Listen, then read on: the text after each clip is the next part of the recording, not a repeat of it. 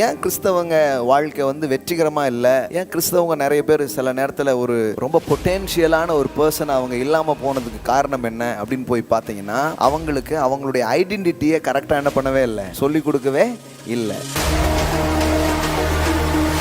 எப்பொழுது உங்கள் அடையாளம் உங்களுக்கு தெரிகிறதோ அப்பொழுதுதான் உங்கள் ஆற்றல் வெளியே வரும். எஸ், உங்களுடைய பொட்டென்ஷியலை அன்லாக் பண்ற ஒரு மேட்டர் இருக்கும்னா அதுக்கு பேர் ஐடென்டிட்டி. எத்தனையோ விஷயங்கள் ரொம்ப லேயர் பெற்றதா மனுஷங்களுக்கு தெரியுது. ஆனா உங்களுக்கு இந்த வேதாகமத்தின் அடிப்படையில், இந்த கிருபையின் வெளிச்சங்களில் நீங்கள் புரிந்து கொள்ள வேண்டிய விஷயம் என்னன்னா, நீங்கள் தான் செழிப்பு. பைபிள்ல தேவன் யார் அப்படிங்கிறது இந்த வேதாகமத்தில் எவ்வளவு சொல்லப்பட்டிருக்கோ, அதே மாதிரி நீங்கள் யார் அப்படிங்கிறது சொல்ல. Who am I in Christ? இது தெரிஞ்சுக்கிறதுல தான் மிகப்பெரிய வல்லம் இருக்கு. புரிஞ்சுக்கிறதுலாம் மிகப்பெரிய ஆற்றல், பொட்டென்ஷியல்லாம் உங்கள்கிட்ட இருந்து என்ன பண்ண ஆரம்பிக்கும், வெளியில வர ஆரம்பிக்கும். வேதாகமத்தின் பார்வை அல்லது தேவனுடைய பார்வை நம்மை குறித்து எப்பொழுதும் உயர்வானதாகவே இருக்கிறது. கடவுளும் நானும் இந்த பூமியில ஒன்னா சேர்ந்து வேலை செய்யறோம், அதுதான் அடையாளமாக இருக்கிறது. நீங்க ஒரு பெரிய காரியத்தை இந்த பூமியில செஞ்சிட்டு இருக்கீங்க, நீங்க தனியா செஞ்சிட்டுல, நீங்களும் தேவனும். இது புது company, father and sons company. நீங்களும் தேவனை இணைஞ்சு ஒரு பிஸ்னஸ் பண்ணி பாருங்க. நீங்களும் தேவனை இணைஞ்சு ஒரு ஊழியத்தை செஞ்சு பாருங்க. நீங்களும் தேவனும் இணைஞ்சு ஒரு ஏதோ ஒரு காரியத்தை நீங்க ஈடுபட்டு பாருங்க. அது வெற்றிகரமாக இருக்கிறத நீங்கள் பார்ப்பீர்கள். அவர் ரெடியா இருக்கிறார் இந்த பூமியை அற்புதமாக மாற்ற. நீங்கள் நானும் அவரோட கை கோர்த்தோம்னா, இந்த ரெண்டு கையும் சேர்ந்தா அதுக்கு பேர் என்னது, இணைந்த கை. உங்களுக்கு கொடுத்த அடையாளத்தை தெரிஞ்சுக்கோங்க. நீங்க தான் பண்ண, நீங்க தான் மாளிகை. என்ன மாதா மாளிகையா? இல்லைங்க, இது நீங்க தேவனுடைய மாளிகை.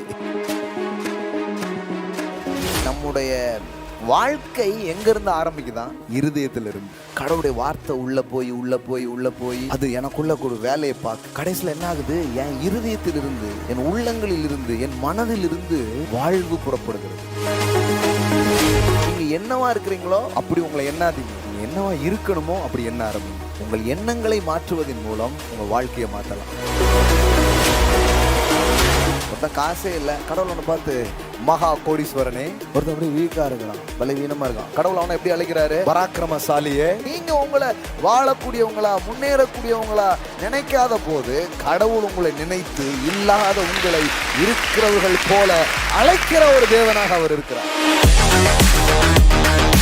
உன் கை வாரி இறைக்கும். ஆனா நீங்க கை ஏந்திட்டு இருப்பீங்களா இருக்கும். யாராவது தந்தா நல்லா இருக்குமே, இன்னைக்கு ஒரு 100 ரூபாய், அந்த நிலைமையில நீங்க இருப்பீங்களா இருக்கும். கடவுள் உங்களை பார்த்து சொல்லுவாரு, வாரி இறைப்பவனே. ஆபிரகாமுக்கு யாரு இல்ல, பிள்ளை இல்ல. பிள்ளை இல்லாதவனை என்ன அழைச்சாரு, தகப்பனாக அழைத்தார். தேவன் உங்களுக்கு மனது என்கிற ஒன்றை தந்து, அதுல நீங்க யாரா உங்களை எண்றீங்க அப்படிங்கிறது ரொம்ப உங்களுக்கு குறித்து தேவன் என்னெல்லாம் சொல்லியிருக்கிறாரு. அப்படி நீங்க உங்களை எண்ண ஆரம்பிச்சு. உங்க பிரச்சனை இன்னொருத்தங்க உங்களை சரியா எண்ணாதது அல்ல, நீங்கள் உங்களை சரியா எண்ணாதது. யாருமே இல்லைங்க, யாருமே இல்லாதான் பெரிய வாய்ப்பு. ஏன்னா நீங்க பெரிய ஆள் ஆக்கினீங்கன்னா கடவுள் தான் உங்களை பெரிய ஆள் ஆக்கினார்னு எல்லாரும் சொல்லுவாங்க. ஒண்ணுமே இல்லைங்க, எல்லாரும் கைவிட்டாங்க. எல்லாரும் கைவிட்ட உங்களை தான் பெருசாக்க போற. பல முயற்சி பண்ணி தோல்வி கண்டவன். அப்ப கடவுள் சொல்றார், நீ தான் வா, உன்னதான் ஜெயிக்க வைக்க போற. பொருளாதாரம் என்கிற அந்த மலையை நாம் பிடிக்கணும். இந்த 7 மவுண்டன்ஸ்ல ரொம்ப முக்கியமானது, you must inherit the business mountain. நிறைய எல்லா மவுண்டன்லையும் அதை இன்ஹெரிட் பண்ணுறதுக்கு நம்ம என்ன பண்ணணுமோ பண்ணிகிட்ருக்குறோம். Education mountain, so political mountains, அப்புறம் sports, arts and science, sports, அந்த மாதிரி விளையாட்டு, அப்புறம் மீடியா மவுண்டன்ஸ். இது எல்லாத்துலேயுமே ஃபேமிலி, அப்புறம் சர்ச், இது எல்லாத்துலேயுமே இந்த 7 மவுண்டன் நம்ம சொல்கிற எல்லாத்துலேயுமே ஒர்க் பண்ணுறோம். எல்லா துறைகளையும் நம்ம வெளியில் வரணும். கடவுள் உங்களை படைக்கும் போதே செழிப்புள்ளவர்களாகத்தான் படைத்திருக்கிறார். ஆமென். பக்கத்தில் பார்த்து சொல்லுங்கள், நீங்கள் தான் செழிப்பு. உங்களுக்கு ஏன் இவ்வளவு செழிப்பு? சொல்லுங்கள், யூ ஆர் த ப்ராஸ்பெரிட்டி. ஆமென். ஸோ தேங்க் காட், ஒரு நாள் இதை நான் டிஸ்கவர் பண்ணும்படி, இதை கண்டுபிடிக்கும்படி ஆண்டவர் எனக்கு உதவி செய்தார். இது என்னென்னா, ஐ ஆம் த ப்ராஸ்பெரிட்டி. எல்லாம் சொல்லுங்கள், ஐ ஆம் த ப்ராஸ்பெரிட்டி. நானே செழிப்பு. சொல்லுங்கள் பார்க்கலாம், நானே செழிப்பு. ஆமென். ஆனால் நாம் நம்மளை செழிப்பாக பார்க்குறதே கிடையாது. நாம் செழிப்புங்கிறது வெளியிலிருந்து வர வேண்டிய ஒரு விஷயம், ஏதோ ஒரு மெட்டீரியல்ஸ் எங்கேயோ இருக்குது, இப்படி தான் நம்ம பார்த்துட்டே இருக்கிறோம். நம்மளை தவிர எல்லாமே விலை உயர்ந்ததுன்னு நினைக்கிற மனிதர்கள்லாம் இருக்கிறாங்க. ஒருத்தர் வெளியில் படுத்திருக்கிறாரு, வீட்டு வாசலில் படுத்திருக்கிறாரு. ஏன் வெளியில் படுத்துருக்கீங்க, உள்ளே ஏன் படுக்கலான்னா, 2 லட்ச ரூபாய்க்கு நாய் வாங்கிட்டேன், அதை வெளியில் போட்டால் யாராவது தூக்கிட்டு போயிடுவான், அதனால் அதை உள்ளே போட்டு நான் வெளியே படுத்திருக்கேன், அது காவலுக்கு அப்படின்ட்டு. ஏன்னா 2 lakhs ப்ரோ, அதை யாராவது தூக்கிட்டு போயிட்டாங்கன்னா அப்படின்னு சொல்லிட்டு இப்போ பாருங்கள், நாய்க்கு இவர் காவல்.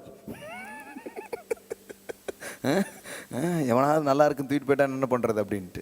ஸோ எத்தனையோ விஷயங்கள் ரொம்ப விலையேறப்பட்டதாக மனுஷங்களுக்கு தெரியுது. ஆனால் உங்களுக்கு இந்த வேதாகமத்தின் அடிப்படையில், இந்த கிருபையின் வெளிச்சங்களில் நீங்கள் புரிந்து கொள்ள வேண்டிய விஷயம் என்னென்னா, நீங்கள் தான் செழிப்பு.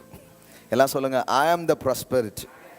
வேதாகமத்திலிருந்து உங்களுக்கு அதை காட்ட விரும்புகிறேன். உங்கள் பைபிள் வச்சுருந்தீங்கன்னா நீங்கள் திருப்பிக்கோங்க. அப்போஸ்தலனாகிய பவுல் அப்படி தான் தன்னை அவர் பார்க்கிறார், அப்படி தான் அவர் தன்னை குறித்த காரியத்தை அவர் சொல்லுகிறார்.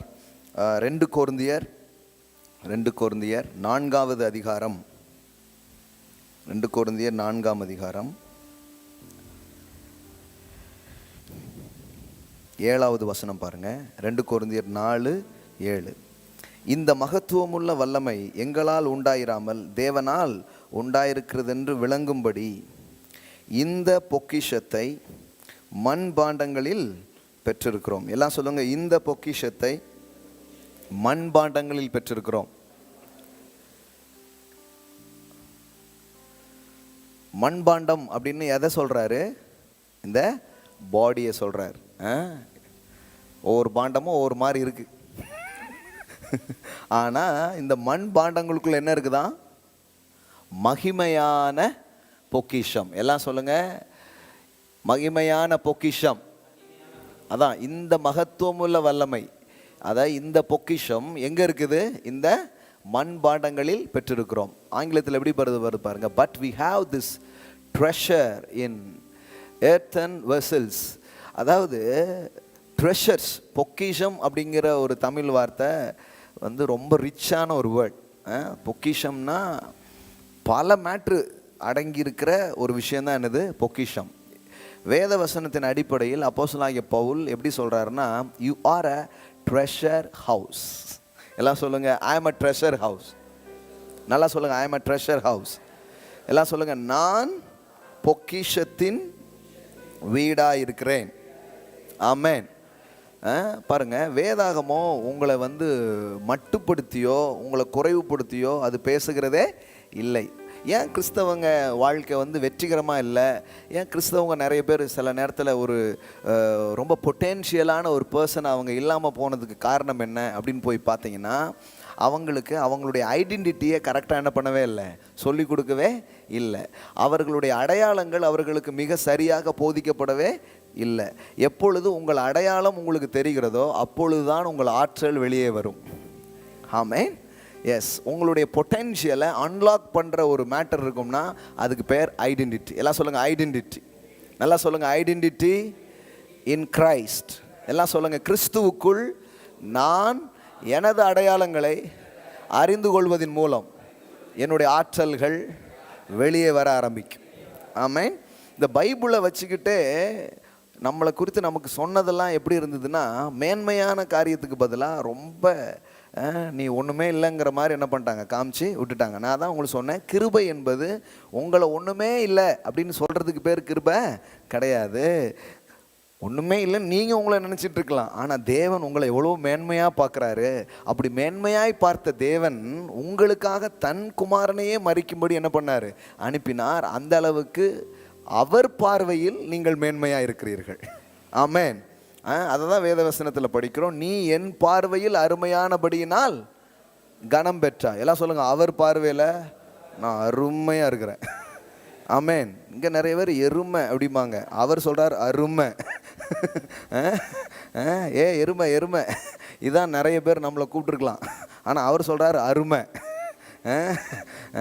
அப்படியே ஃப்ளோவில் வந்துடுது நிறைய பேருக்கு. ஆனால் அவர் சொல்கிறார், நீ என் பார்வையில் எப்படி இருக்கிற, அருமையானபடியினால் கனம் பெற்றாய், நானும் உன்னை சிநேகித்தேனே அப்படிங்கிறார். அப்போது வேதாகமத்தின் பார்வை அல்லது தேவனுடைய பார்வை நம்மை குறித்து எப்பொழுதும் உயர்வானதாகவே இருக்கிறது.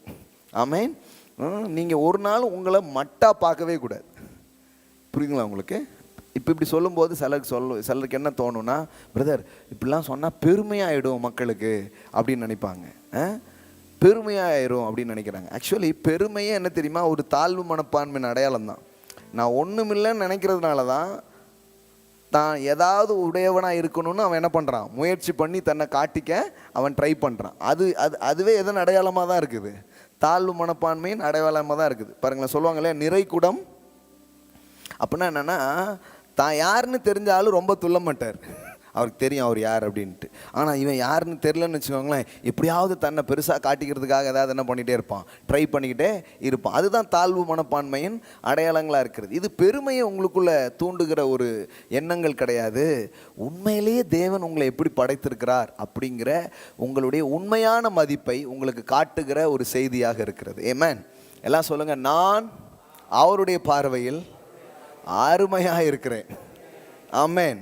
எல்லாம் சொல்லுங்க, நான் பொக்கிஷத்தின் வீடாக இருக்கிறேன். அப்படின்னா என்ன அர்த்தம்னா, உங்களுக்குள்ள ஒரு தங்க சுரங்கம் மாதிரி நீங்கள் ஒரு சுரங்கம். அதான் பிரதர் பல பேர் நம்மளை சுரண்டிட்டு போயிட்டான் அப்படிங்கிறீங்களா? நான் சொல்கிறேன், எம்புட்டு சுரண்டாலும் இன்னும் நிறைய இருக்குது உள்ள. ஆமென். கடவுள் ஏகப்பட்ட மேட்ரு உங்களுக்குள்ள அவர் வச்சிருக்கிறார். நீங்கள் உங்களை அப்படி பார்க்கறது ரொம்ப அவசியம். பாருங்களேன், நிறைய நேரம் படித்து நல்ல ஒரு டிகிரிலாம் முடித்து வந்திருப்பாங்க, ஆனால் அவங்களுக்கு கூட அவங்கள பற்றி ஒரு ஆரோக்கியமான எண்ணம் இருக்காது. ஏன்னா இது படிப்பு இந்த எண்ணத்தை என்ன பண்ண முடியாது, தர முடியாது. பாருங்கள், இது தேவன் தான் தர முடியும். ஆமென். ஸோ தேவனுடைய வார்த்தையிலிருந்து உங்கள் மதிப்பை நீங்கள் அறிந்து கொள்ள வேண்டியது அவசியமாக இருக்குது. பாருங்கள், அப்போ அவர் சொல்கிறார், you are a treasure house. எல்லாம் சொல்லுங்கள், நான் பொக்கிஷத்தின் வீடாக இருக்கிறேன். 1 கொரிந்தியர் 3ஆம் அதிகாரம், 1 கொரிந்தியர் 3ஆம் அதிகாரம்.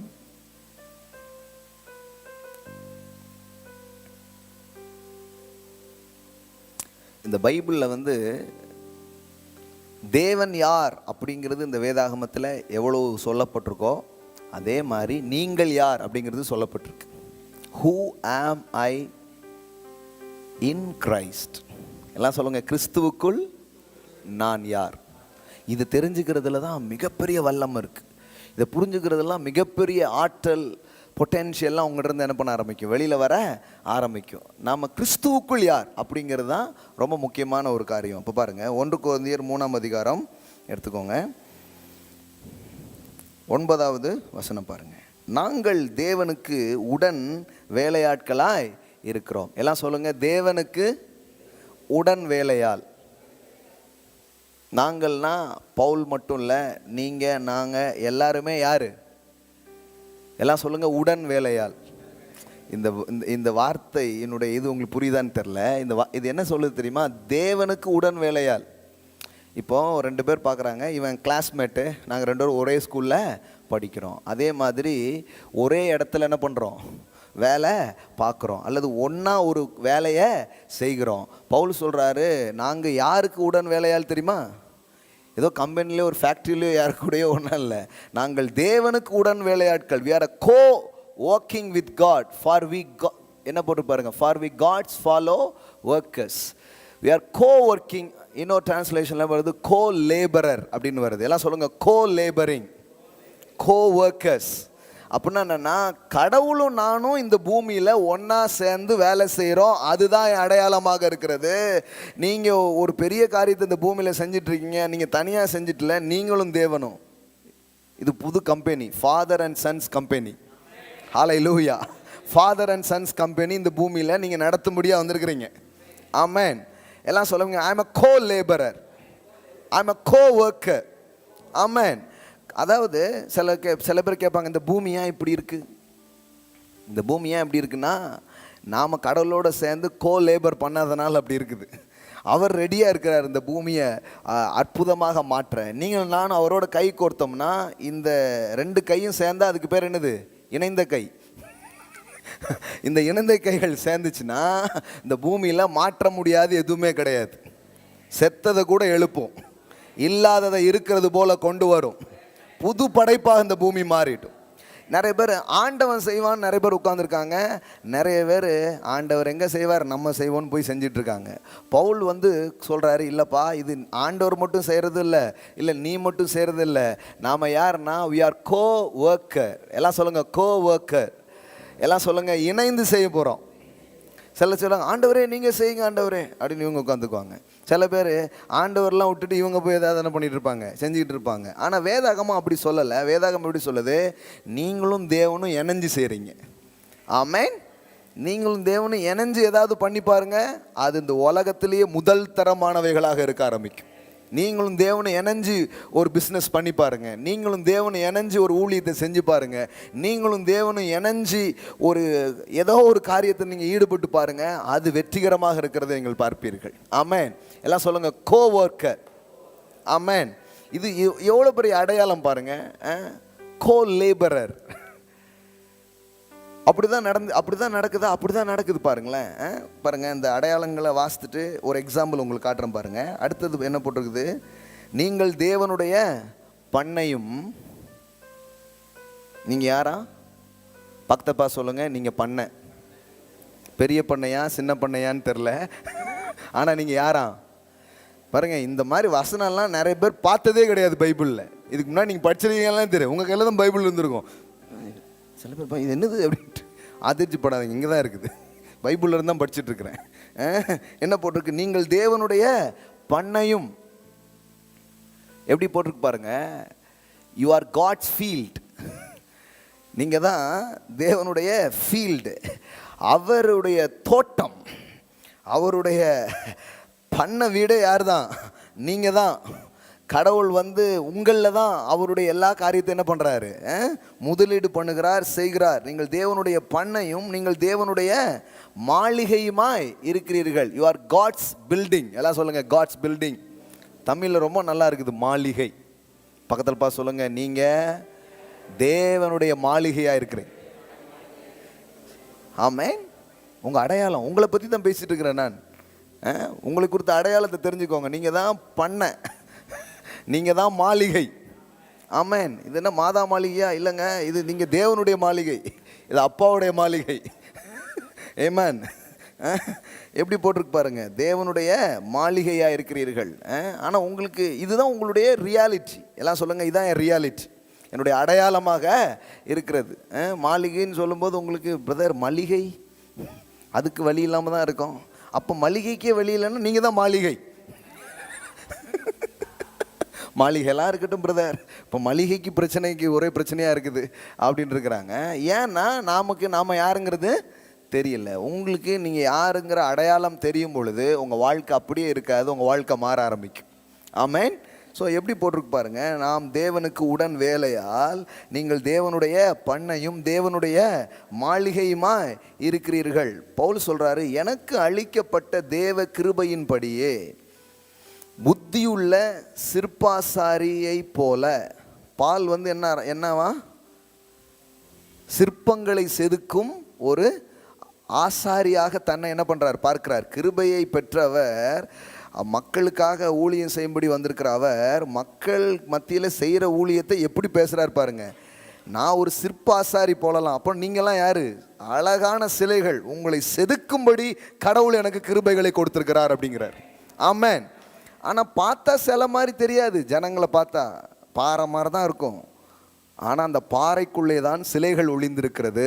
அதை செதுக்குவது, அதற்கு ஒரு கிருபையை கடவுள் தந்து, அதுக்கு ஒரு நபரை அனுப்பி, அதுக்கு ஒரு வார்த்தையை கொடுத்து, சிற்பங்களை செதுக்கும் சிற்பாசாரியாரை போலத்தான் ஒரு பிரசங்கியார் இருக்கிறாராம். இப்போ நாங்கள் இப்போ பிரசங்கம் பண்ணுறவங்களாம் யார், ஒரு அப்படியே சிற்பாசாரி. ஆமென். ஆமாங்க. இப்போ நீங்களாம் யார், சிலை. எல்லாம் சொல்லுங்கள், சிலை வட்டிக்கிறாங்க. இப்போ என்ன இங்கே நடந்துட்டு இருக்குது, அழகான சிலை என்ன பண்ணிட்டு இருக்குது, உருவாகி இருக்குது. புத்தியுள்ள சிற்பாசாரியை போல அஸ்திபாரம் போட்டேன். அப்போ பாருங்க, அந்த மாதிரி தான் பேசுகிறாரு, அந்த மாதிரி தான் பார்க்குறாரு. மக்கள் மத்தியில் செய்யப்பட வேண்டிய அந்த வேலை, அந்த ஊழியம்னா சும்மா கிடையாது. இன்றைக்கி நீங்கள் வந்திருக்கீங்கன்னா நான் சொல்கிறேன், அழகிய சிலை போல் உங்கள் வாழ்வு வடிவமைக்கப்படும். ஆமென்.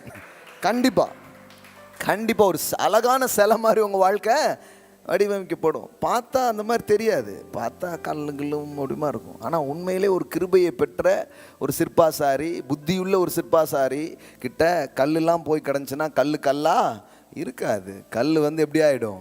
சிலையாக மாறிடும். ஆமேன். சிலையாக மாறிடும். ஆமேன். அதனால தான் சொல்லிட்டு இருக்கீங்க, இப்படி கேட்டுகிட்டே இருக்கிறீங்க. அப்படியே இருக்குன்னு நினைக்கிறீங்களா? இல்லை, அப்படியே செதுக்கிக்கிட்டே இருப்பார் ஆண்டவர். உள்ளேருந்து ஒரு அழகான தொழிலதிபர், அழகான அரசியல்வாதி, அழகான கல்வி அமைச்சர், அழகான காரியங்கள்லாம் வெளியே வந்துடுங்க. ஆனால் நம்மளை அப்படி சொல்லலை. நம்மளை ஒரே கல், ஒரே முள் இப்படியே சொல்லி வளர்த்துட்டாங்க பாருங்க. இல்லைங்க, சிற்பாசாரியை போல. ஆமேன். என்ன வேத வசனம் மக்களை எவ்வளோ மதிப்பாக பேசுது பாருங்க. கடவுள் மனுஷனை மதிக்கிற கடவுள். புரியுதுங்களா உங்களுக்கு? ஒரு இடத்துல போட்டிருக்குது, நீ ஒரு வாயால் கடவுளுக்கு என்ன பண்ணுற? யாக்கோபில் படிக்கிறோம், கடவுளை துதிக்க, இன்னொரு வாயால் மனுஷனை சபிக்க. இது நல்லா இல்லையப்பா அப்படிங்கிறாரு பாருங்க. யாக்கோபு காமிக்கிறேன் பாருங்க. நம்ம கடவுளை கனமாக பேசிட்டு மனுஷனை மரியாதை இல்லாமல் பேசிகிட்டு இருக்கோம். 9:10 பாருங்க. இந்த நாக்கை பற்றி அவர் பேசுகிறார். நம்ம நாக்கை பற்றி ஒரு அதிகாரம் இருக்குது பைபிளில். இந்த யாக்கோபு 3ஆம் அதிகாரம் எதை பற்றி? நம்ம நாக்கு, அதுக்கு இருக்கிற பவர் என்ன, நம்முடைய நாவின் சக்தி என்ன, நாவுக்கு இருக்கிற வலிமை என்ன, அது பாசிட்டிவாக வேலை செஞ்சால் எப்படி வேலை செய்யும், நெகட்டிவாக வேலை செஞ்சால் எப்படி வேலை செய்யும், அதுக்குன்னு ஒரு அதிகாரத்தை கொடுத்துருக்காங்க பாருங்க. நிறைய பேர் தெரியல, ஏதோ நாக்கு தானே நல்லா டேஸ்ட் பார்க்குறதுக்கு நினச்சிக்கிறாங்க. அதுக்கு இல்லைங்க, நாவை பயன்படுத்தி நீங்கள் பயன்படுத்தும் வார்த்தைகள் இருக்குதே, அது ரொம்ப பவர்ஃபுல்லானது. அது நெகட்டிவாகவும் வேலை செய்ய முடியும், பாசிட்டிவாகவும் வேலை செய்ய முடியும். அதனால் நாக்குன்னா சும்மா ஏதோ ரசத்தை ருசி பார்க்க அப்படின்னு நினச்சிட்டு போயிடக்கூடாது. அதை வைத்து வாழ்க்கையே அழகாக்கலாம்.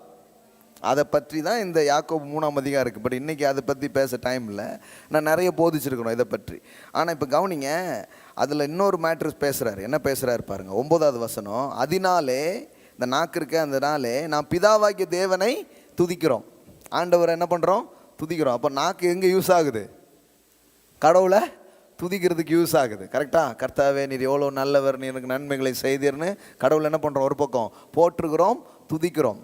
அப்புறம் பாருங்கள், இது பண்ணிடுறோம் ஒரு பக்கம். அப்புறம் இன்னொரு போட்டிருக்கு, தேவனுடைய சாயலின்படி உண்டாக்கப்பட்ட மனுஷனை. மனுஷன் யாரா? நீங்கள் யாரு? எல்லாம் சொல்லுங்கள், இமேஜ் ஆஃப் காட். எல்லாம் சொல்லுங்கள், ஐ ஆம் இமேஜ் ஆஃப் காட். இப்போ நீங்கள் என்ன சும்மா கிடையாது, நீங்கள் யாரு? கடவுளுடைய சாயல். அவருடைய இமேஜில் தான் அவர் உங்களை என்ன பண்ணியிருக்கிறாரு? படைச்சிருக்கிறார். சில சொல்லுவாங்க, ஏன் இமேஜ் உங்களுக்கு தெரியுமா? எனக்கு தெரியும். உங்கள் image God's image. You are a God's image. ஒவ்வொரு மனுஷனும் அப்படிதான் இருக்கிறான். அவன் மனுஷன்னா யாரு? அவன் தேவனுடைய சாயல். Is a image of God. அப்படி சொல்லிட்டு இப்போ சொல்லு பாருங்க, தேவனுடைய சாயலின்படி உண்டாக்கப்பட்ட மனுஷரை அதனாலே சபிக்கிறோம். கடவுள் சொல்கிறார், நீ ஒரு பக்கம் கடவுளை துதிக்கிற, இன்னொரு பக்கம் மனுஷனை சபிக்கிற. 10வது வசனம், துதித்தலும் சபித்தலும் ஒரே வாயிலிருந்து புறப்படுகிறது. என் சகோதரரே, இப்படி இருக்க ஆகாது. ஒரே ஊற்றுகளிலிருந்து தித்திப்பும் கசப்புமான தண்ணீர் சுரக்குமோ? கடவுளை பற்றி மட்டும் நல்லா பேசுறது தான் நல்ல செய்தி நம்ம நினைக்கிறோம். ஆனால் வேதாகமோ இன்னொரு பகுதியை கவர் பண்ணுது, இன்னொரு பகுதியை சொல்லுது. கடவுளை எவ்வளோ கனமாக பார்க்கணுமோ, மதிப்பாக பார்க்குறோமோ, அது மாதிரி தான் அந்த பூமியில் ஒவ்வொரு மனுஷனும் மதிப்புக்குரியவனாய் கனத்துக்குரியவனாய் இருக்கிறான். நீ கடவுளுக்கு ஸ்தோத்திரம் அல்ல இல்லையான்னு சொல்லிட்டு இவனாக இருக்கானா நீ எவனையாவது பிடிச்சி என்ன பண்ணாத. சிலர் பேர் பண்ணுவாங்க, பண்ணும்போது கடுப்பேற்றார் மயிலாடுன்னு சொல்லிட்டு போயிருங்க. பிரதர், சிலர் பண்ணும்போது எனக்கு அப்படியே கடவுள் சொல்கிறாரு. அதே மாதிரி பாருங்கள், ஒரு பிரசங்கம் எடுத்துக்கிட்டிங்கன்னா கடவுள் எவ்வளவு மகிமையானவர் அப்படிங்கிறது மட்டும் பேச வேண்டியதில்லை. கடவுள் அவருடைய சாயலில் படைச்சிருக்கிற மனுஷன் கூட எவ்வளோ சிறப்பானவன் நம்ம சொல்லணும். ஏமேன். அப்படி சொல்கிறதுனால கடவுள் ஒன்றும் கோச்சிக்க மாட்டார். கடவுள் ஒன்றும் கோச்சிக்க மாட்டார். கடவுளுக்கு அதில் பெருமை தான் இருக்குது. இப்போது உங்கள் பிள்ளையை குறித்து யாராவது உயர்வாக பேசினா உங்களுக்கு எப்படி இருக்கும்? ஈன்ற பொழுதிலும் பெரிதுவக்கும் தன் மகனை சான்றோன் என கேட்ட தாய். அப்போ ஒரு தாய் ஒரு பிள்ளையை வந்து பெற்றெடுக்க வரா, அது ஒரு சந்தோஷம். அதை விட எல்லாருக்கும் நடுவில் அவனை வந்து ரொம்ப மதிப்பாக பேசும்போது ஒரு தாய்க்கு எப்படி இருக்கான்? சந்தோஷமாக இருக்கான். அப்போ கடவுளுக்கு கூட இதெல்லாம் ஏன் பதிவு பண்ணியிருக்கிறாங்கன்னா, உங்களை குறித்து மதிப்பாக பேசினாதான் கடவுளுக்கு சந்தோஷமா. அல்லேலூயா. என் மகனே, உன் இருதயம் ஞானமாக இருந்தால் என் இருதயம் என்னிலே மகிழும்ங்கிறாரு. கடவுள் வந்து உங்களுடைய வாழ்க்கையில், உங்கள் வாழ்க்கையின் காரியங்களை குறித்து, உங்களை குறித்து நல்ல வசனிப்புகள் பேசப்படும் பொழுது தேவனுக்கு அது மகிமையாக மாறுகிறதாம். ஆமென். ஆமாங்க. அதனால தான் தேவன் வந்து இந்த இடத்துல வேதாகமம் என்ன பதிவு செய்யுது, மனுஷனை திட்டாதப்பா, மனுஷனை குறைவா பேசாத. ஏன்னா மனுஷன் வந்து என் பார்வையில் எப்படி இருக்கிறான்? மதிப்பானவனாக இருக்கிறான். மனுஷனை குறித்து இப்போ நல்லா பேசும்போது கடவுள் ஒன்றும் அதில் வருத்தப்படுறதில்ல. ஒரு ஓவியர் தன் ஓவியங்களை குறித்து புகழும் பொழுது அது அவருக்கு பெருமை தான். கரெக்டா? அப்போது படைத்தவர் தன் படைப்புகளை குறித்து ஒருவன் நல்லா பேசும் பொழுது படைத்தவருக்கு அதை கேட்கும் போது எப்படி தான் இருக்கும்?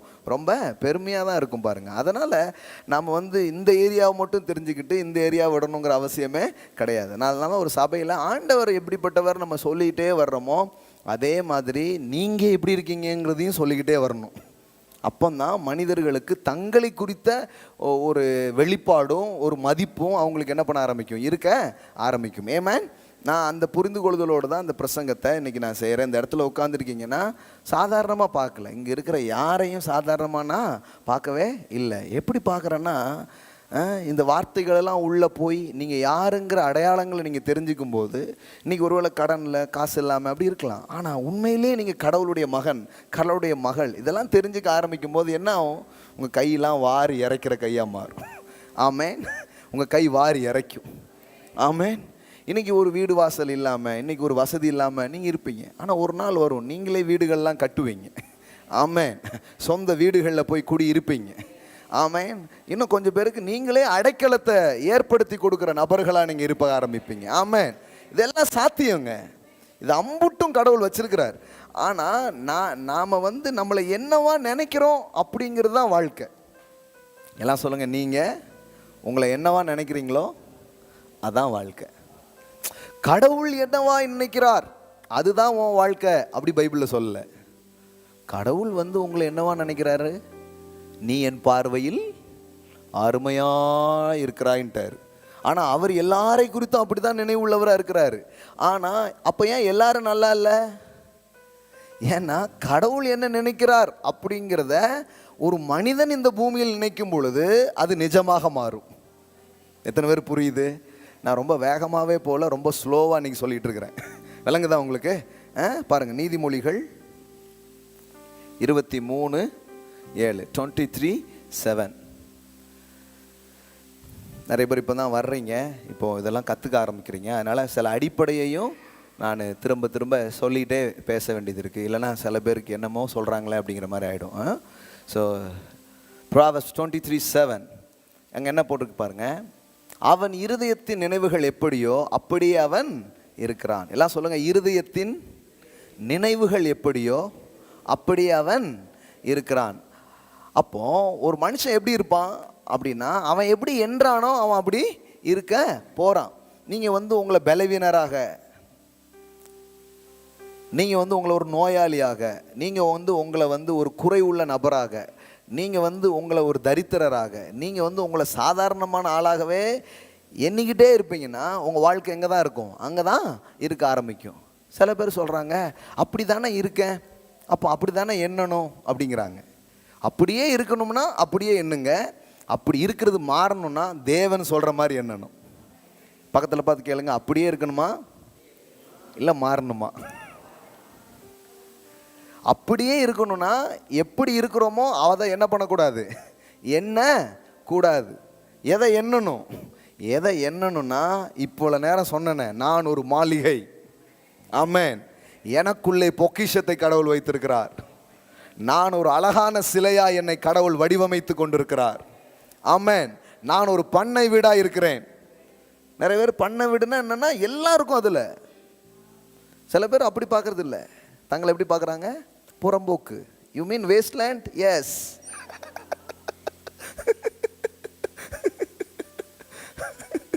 எப்படி பார்க்குறாங்க? நம்மலாம் வந்து என்னங்க, நம்ம ஒரு புறம்போக்குங்க, இங்கிலீஷில் திட்டி போயிடுறாங்க, அவன் ஒரு வேஸ்ட்லேண்ட், ஏதோ ஐலாண்டு மாதிரி நினச்சிக்கிறாங்க நிறைய பேர். நீங்கள் வந்து உங்களை எப்படி பார்க்குறீங்க இட்ஸ் வெரி வெரி இம்பார்ட்டன்ட். உங்களை மற்றவங்க எப்படி பார்க்குறாங்கங்கிறது முக்கியம் இல்லை.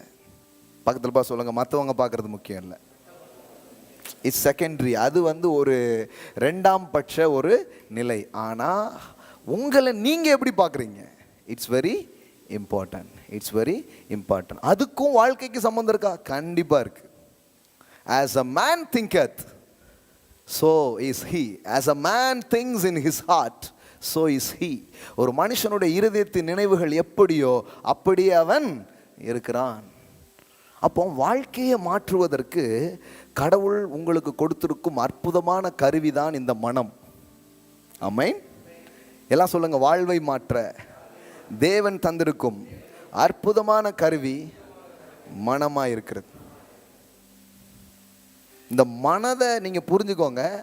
அப்புறம் மனம் எப்படி வேலை செய்யுதுங்கிறதெல்லாம் தெரிஞ்சுக்கிட்டு அதில் நீங்கள் ஒர்க் பண்ண ஆரம்பிச்சிட்டிங்கன்னா பணம் ஒரு பிரச்சனையே கிடையாது. மனம் தரும் பணம். ஆமாங்க. செல்வம் எங்கே விளையுதுன்னு நினைக்கிறீங்க? உங்கள் மனதில் தான் விளையுது. உங்கள் மனதில் தான் அது விளையுது. நீங்கள் தானே தோட்டம். ஏசு அதான் சொன்னார், நீங்கள் தான் நிலம். ஏசு பேசும்போது தான் சொன்னார், நீங்கள் ஒரு நிலம். உங்களுக்குள்ள விதைகள் போட்டால் அது வெளியில் வரும். உங்கள் மனசு, உங்கள் இருதயம் தான் எல்லா நன்மையும் புறப்படுகிற ஒரு இடம் என்று வேதாகமம் சொல்லுகிறது. அதனால தான் எதை காத்துக்கிறியோ இல்லையோ உன் மைண்டை, ஹார்ட்டை நல்லா பாதுகாத்துக்கோன்னு கடவுள் சொல்கிறார். ஏன்? அதுக்குள்ளே என்ன இருக்குது அதுதான் ஒரு நாள் வாழ்க்கையாக மாறும். ஆமென். எஸ். எதனால ஒன்றை நீ நிரப்பிக்கிறியோ அதுதான் ஒரு நாள் மேனிஃபெஸ்ட் ஆக போகுது. அதனால தான் நீதிமொழிகள் 4:20 பாருங்க. Proverbs 4:20.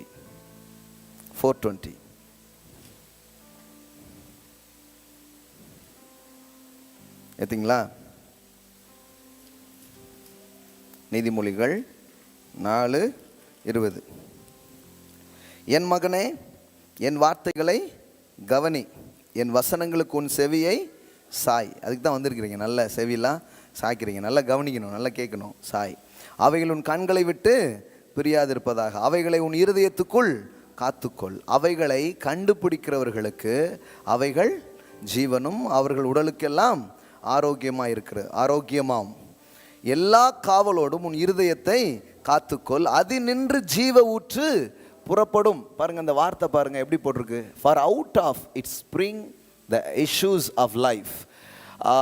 வேறு டிரான்ஸ்லேஷன்ஸ்லாம் இன்னும் நல்லா பாருங்கள். நம்முடைய வாழ்க்கை எங்கேருந்து ஆரம்பிக்குதான்? இருதயத்திலிருந்து. ஆமாம், எல்லாம் சொல்லுங்கள், இருதயத்திலிருந்து. கடவுளுடைய வார்த்தை உள்ளே போய் அது எனக்குள்ள ஒரு வேலையை பார்க்கு.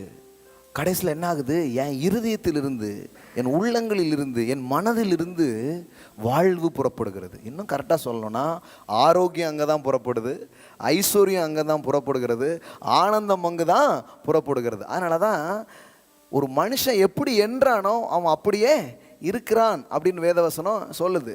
இது வந்து எத்தனையோ 1000 வருஷத்துக்கு முன்னாடி சாலமோன் இதை என்ன பண்ணியிருக்கிறாரு, சொல்லியிருக்கிறார். ஆனால் நவீன மனோவியல் இது மனோவியலாளர்கள்லாம் என்ன பண்ணுறாங்க, இதை எடுத்து பயன்படுத்துகிறாங்க. அவங்க இன்றைக்கி நம்ம மக்கள் நார்மலாக பேசும்போது கூட சொல்கிறாங்க பாருங்கள், எண்ணம் போல். ஆனால் இது எங்கே இருக்குது? பைபிளில் இருக்குது. இவ்வளோ நாள் பார்த்துருக்கீங்களான்னு தெரில. எண்ணம் போல் வாழ்க்கை. என்ன எப்படி எண்றோம் அதுதான் வாழ்க்கையாக மாறுது. அப்போது நீங்கள் என்னவா இருக்கிறீங்களோ அப்படி உங்களை எண்ணாதீங்க, நீங்கள் என்னவா இருக்கணுமோ அப்படி எண்ண ஆரம்பிங்க. ஆமென். கரெக்டாக சொல்லணும்னா உங்கள் எண்ணங்களை மாற்றுவதன் மூலம் உங்கள் வாழ்க்கையை மாற்றலாம். பக்கத்தில் பார்த்து சொல்லுங்கள், change your thinking and change your life. Amen. உங்கள் எண்ணங்களை மாற்றுவதன் மூலம் உங்கள் வாழ்க்கையின் வண்ணங்களை மாற்றலாம். உங்கள் எண்ண ஓட்டம் மாறினால் உங்கள் வாழ்க்கையின் ஓட்டங்களை என்ன பண்ண ஆரம்பிக்கும்? மாற ஆரம்பிக்கும். இது வேதாகமம் சொல்கிற ஒரு அற்புதமான ஒரு காரியம். ஏன் இயேசு வந்து பிரசங்கத்தை ஆரம்பித்த போது அவர் பண்ண ஆரம்பித்த பிரசங்கத்தின் முதல் முக்கியமான வாக்கியங்களே இதுதான், மனம் திரும்புங்கள், பரலோக ராஜ்யம் சமீபமாய் இருக்கிறது. மனம் திரும்புங்கள்னா என்ன அர்த்தம்? Change your thinking. கிரீக்கில் வந்து அது எப்படி வருதுன்னா, மனம் திரும்புங்கள் அப்படிங்கிறது எப்படி சொல்கிறாங்க? மெட்டா நோயா. மெட்டா மீன்ஸ் சேஞ்ச், நோயா மீன்ஸ் மைண்ட். மெட்டானா சேஞ்ச், மாற்றத்துக்கான கிரேக்க வார்த்தை மெட்டா. நோயானா என்ன? மைண்ட். ஸோ மெட்டா நோயா அப்படின்னா என்னன்னா, change your mind, change your thinking. எல்லாம் சொல்லுங்க, change your mind and change your life. Amen. இது வந்து எங்கேயோ இருக்கிற ஒரு மேட்ரு கிடையாது, இது கடவுளுடைய வார்த்தையில் இருக்கிற ஒரு காரியம். ஆனால் இந்த மனதுக்குள் ஏற்படுற மாற்றம் தான் வாழ்க்கையின் மாற்றங்களாக என்ன பண்ணுது, வருது. இந்த மனதில் நீங்கள் உங்களை யாரா நினைக்கிறீங்க, அது ரொம்ப இம்பார்ட்டன்ட். உங்களை வந்து வீக்காக, உங்களை வந்து தோல்வியாளராக, உங்களை குற்றவாளியாக, உங்களை வந்து ஒரு தவறான நபராக நீங்கள் வந்து எனக்கு ஒரு தாழ்வு மனப்பான்மையான ஒரு சிந்தனையோடு உங்களை நீங்கள் நினச்சிக்கிட்டே இருந்தீங்கன்னா, உங்கள் வாழ்க்கையில் நடக்கிற காரியம் பாருங்கள் அது மாதிரியே இருக்கும். எல்லாம் சொல்லுங்கள், எண்ண ஓட்டத்திற்கும் வாழ்க்கையின் ஓட்டத்திற்கும் சம்மந்தம் இருக்குது ப்ரோ. ஆமென். ரெண்டுக்கும் என்ன இருக்குது? கனெக்ஷன்ஸ் இருக்குது, கனெக்ஷன்ஸ் இருக்குது. அதனால தான் நம்ம இதை மாற்ற முடியாது, இதை மாற்றுறது மூலம் இதை மாற்றிடலாம். ஆமென். சரி, கடவுள் வந்து இப்படி தான் மனிதர்களுடைய வாழ்க்கையில் மாற்றங்களை கொண்டு வரத்துக்கு அவர் வேலை செஞ்சார். அதுக்கு வேதாகமத்தில் ஏகப்பட்ட எக்ஸாம்பிள்ஸ், ஏகப்பட்ட உதாரணங்கள் இருக்குது. இப்போ எடுத்து பேசினா நிறைய காரியங்கள் பேசலாம். சிலது உங்களுக்கு காட்டுறேன் பாருங்கள், அப்படி சிம்பிளாக உங்களுக்கு புரிகிற மாதிரி சொல்கிறேன் நான். இவ்வளோ நேரம் பேசுனது புரிஞ்சிச்சா? எல்லாம் சொல்லுங்கள், நான் யார் என்பதை நான் புரிந்து கொள்ள வேண்டும். நான் என்னை யாராக நினைக்கிறேனோ அப்படிதான் என் வாழ்வு இருக்க போகிறது. நான் இப்பொழுது என்னவாக இருக்கிறேனோ அப்படி நான் எண்ணாமல் என்னவாக இருக்க வேண்டுமோ அப்படி நான் எண்ண போகிறேன். ஆமென். அதுதான் சேஞ்சை கொண்டு வரதுக்கான வாய்ப்பாக இருக்கிறது, வழியாக இருக்கிறது. அதனால தான் வேதாகமம் வந்து அந்த விதத்தில் மாற்றங்களை நம்ம கொண்டு வர முடியும்னு சொல்லுகிறது. இப்போ கவனிங்க, இப்போ வந்து ஒரு எக்ஸாம்பிள்ஸ் பாருங்கள். ரோமருக்கு எழுதின நிருபம் 4ஆம் அதிகாரம், ரொம்ப எளிதாக புரிந்து கொள்ளக்கூடிய எக்ஸாம்பிள்ஸ். ரோமன்ஸ் 4. இங்கே வந்து ஒரு மனுஷன், ஆப்ரஹாம் அப்படிங்கிற ஒரு மனிதன், சாராள் என்கிற ஒரு, இவங்க 2 பேரும் ரொம்ப வயதானவங்க. கடவுள் வந்து இவங்களுக்கு ப்ராமிஸ் பண்ணியிருக்கிறார். என்ன ப்ராமிஸ் பண்ணியிருக்கிறாரு? உங்களுக்கு நான் ஒரு சந்ததியை கொடுப்பேன், உன் மூலமாக இந்த பூமியின் வம்சங்கள் ஆசீர்வதிக்கப்படும். ஸோ முதிர் வயதானவர்கள் ஒரு குழந்தையை பெற்றெடுப்பதுக்கு சாத்தியமே கிடையாது. பாருங்களேன், முதிர் வயதானவர்கள் குழந்தையை பெற்றெடுக்கிறது நம்ம ஊரில் சேம், வெளிநாட்டில் பிளெஸ்ஸிங். புரியல உங்களுக்கு? இப்போது 50-60 வயசில் ஒருத்தங்க குழந்தை பிறந்துன்னு வைங்களேன், நம்ம ஊரில் மறைச்சி வளர்க்கணும். ஏன்னா நம்ம ஊரில் 50-60 வயசில் யாருக்கா குழந்தை பிறந்தால் அதை எப்படி பார்க்குறாங்க? அவமானமாப்பா, நம்ம வந்து என்னத்தை தான் கொண்டாடி இருக்கிறோம், அவமானமாக பார்ப்போம். அதை என்ன இது பாருங்களேன், இந்த சமூகம் பலவிதமான பயத்தை உருவாக்கி வச்சுருக்கு நம்ம சுற்றிலும். 55 வயசில் ஜோசப் பிரின்ஸ் வந்து குழந்தை பெற்றுக்கிறாரு. அதை அவர் பையனை தூக்கி காட்டும்போது பிளெஸ்ஸிங்ஸ்ன்னு சொல்கிறார். 55 வயசுனா அவர் ஒய்ஃபுக்கு ஒரு 50 வயசு இருக்கும். 50 வயசில் அவங்க குழந்தை பெற்றுட்டு அவங்க வந்து அதை ஒரு பிளெஸ்ஸிங்ஸ் என்ன பண்ணுறாங்க, ப்ரொக்ளைம் பண்ணுறாங்க. ஆனால் நம்ம ஊரில் இதே கதை நடந்துன்னு வைங்களேன், 50 வயசுக்கு அப்புறம் என்ன சொல்லப்போனால் சிலர் வாழ்க்கையே அப்போந்தான் பாஸ் ஆரம்பிக்காங்க. ஏன்னா நம்ம ஊரில் ஏகப்பட்ட கமிட்மெண்ட், எல்லாம் கமிட் பண்ணி முடிக்கிறதுக்கே 40 ஆயிடுது. வாழ்க்கைன்னு முடிச்சு பார்க்கறதுக்குள்ளே பார்த்தீங்கன்னா இதாகி போயிடுது. அதனால் இப்போ தயவுசெய்து திட்டாதீங்க. 50-60 வயசுக்கு அப்புறம் தான் ஆரம்பிக்கிறதுனால தயவுசெய்து பாராட்டுங்க, நல்லா வாழட்டும். ஆமென். இதுக்கு தட்டலைன்னா வேறு எதுக்கு தட்ட போகிறீங்க? அவமானமாக பார்க்காதீங்க. 40 வயசில் ஆரம்பிக்காங்களா, 50 வயசில் ஆரம்பிக்காங்களா, ஒன்றும் இதாக நினைக்காதீங்க. இட்ஸ் குட், ஷேம் கிடையாதுங்க. அதெல்லாம் அது ஒரு பிளெஸ்ஸிங். ஆமென். நம்முடைய கல்ச்சரில் என்னமோ தெரில, அது ஒரு மாதிரி ஆக்கி விட்டாங்க. பிள்ளைங்கள்லாம் பெரிய பிள்ளை ஆகிட்டாங்க. இதுக்கு நீங்கள் ஒரு அதுக்கப்புறம் நான் வந்து ஒரு செகண்ட் ஹனிமூன் போகிற மாதிரி இருக்காங்க அப்படின்னா உங்களுக்கு எப்படி இருக்கும்? எல்லோரும் எப்படி பார்ப்பாங்க? என்ன இது? ஆக்சுவலி வயதான காலங்களில் நாம் வந்து மகிழ்ச்சியாக இருக்க முடியுது அப்படின்னா it's a blessing, it's not a same. அதனால தான் எகிப்திலிருந்து ஜனங்கள் வந்து விடுதலையாகி வந்தபோது வேதவசனம் சொல்லுகிறது, அவர்கள் கோத்திரத்தில் பலவீனமானவர்கள் ஒருவரும் இல்லை. அப்படின்னா என்ன? எந்த வீக்னஸும் இல்லை. வயதானவங்க எல்லாருமே பலன் அடைஞ்சாங்க. வேதாகமம் சொல்லுது, கழுகுக்கு சமானமாய் உங்கள் பலனெல்லாம் திரும்பும் என்று எழுதியிருக்கிறது. ஆமென். எல்லாம் சொல்லுங்க, பலனை திரும்ப பெற்றுக்கொள்ளுகிறது ஒரு ஆசீர்வாதம். ஆமென். ஆமாங்க. அதை வந்து ஒரு இதாக பார்க்கக்கூடாது, அது ஒரு பிளெஸ்ஸிங்ஸ்.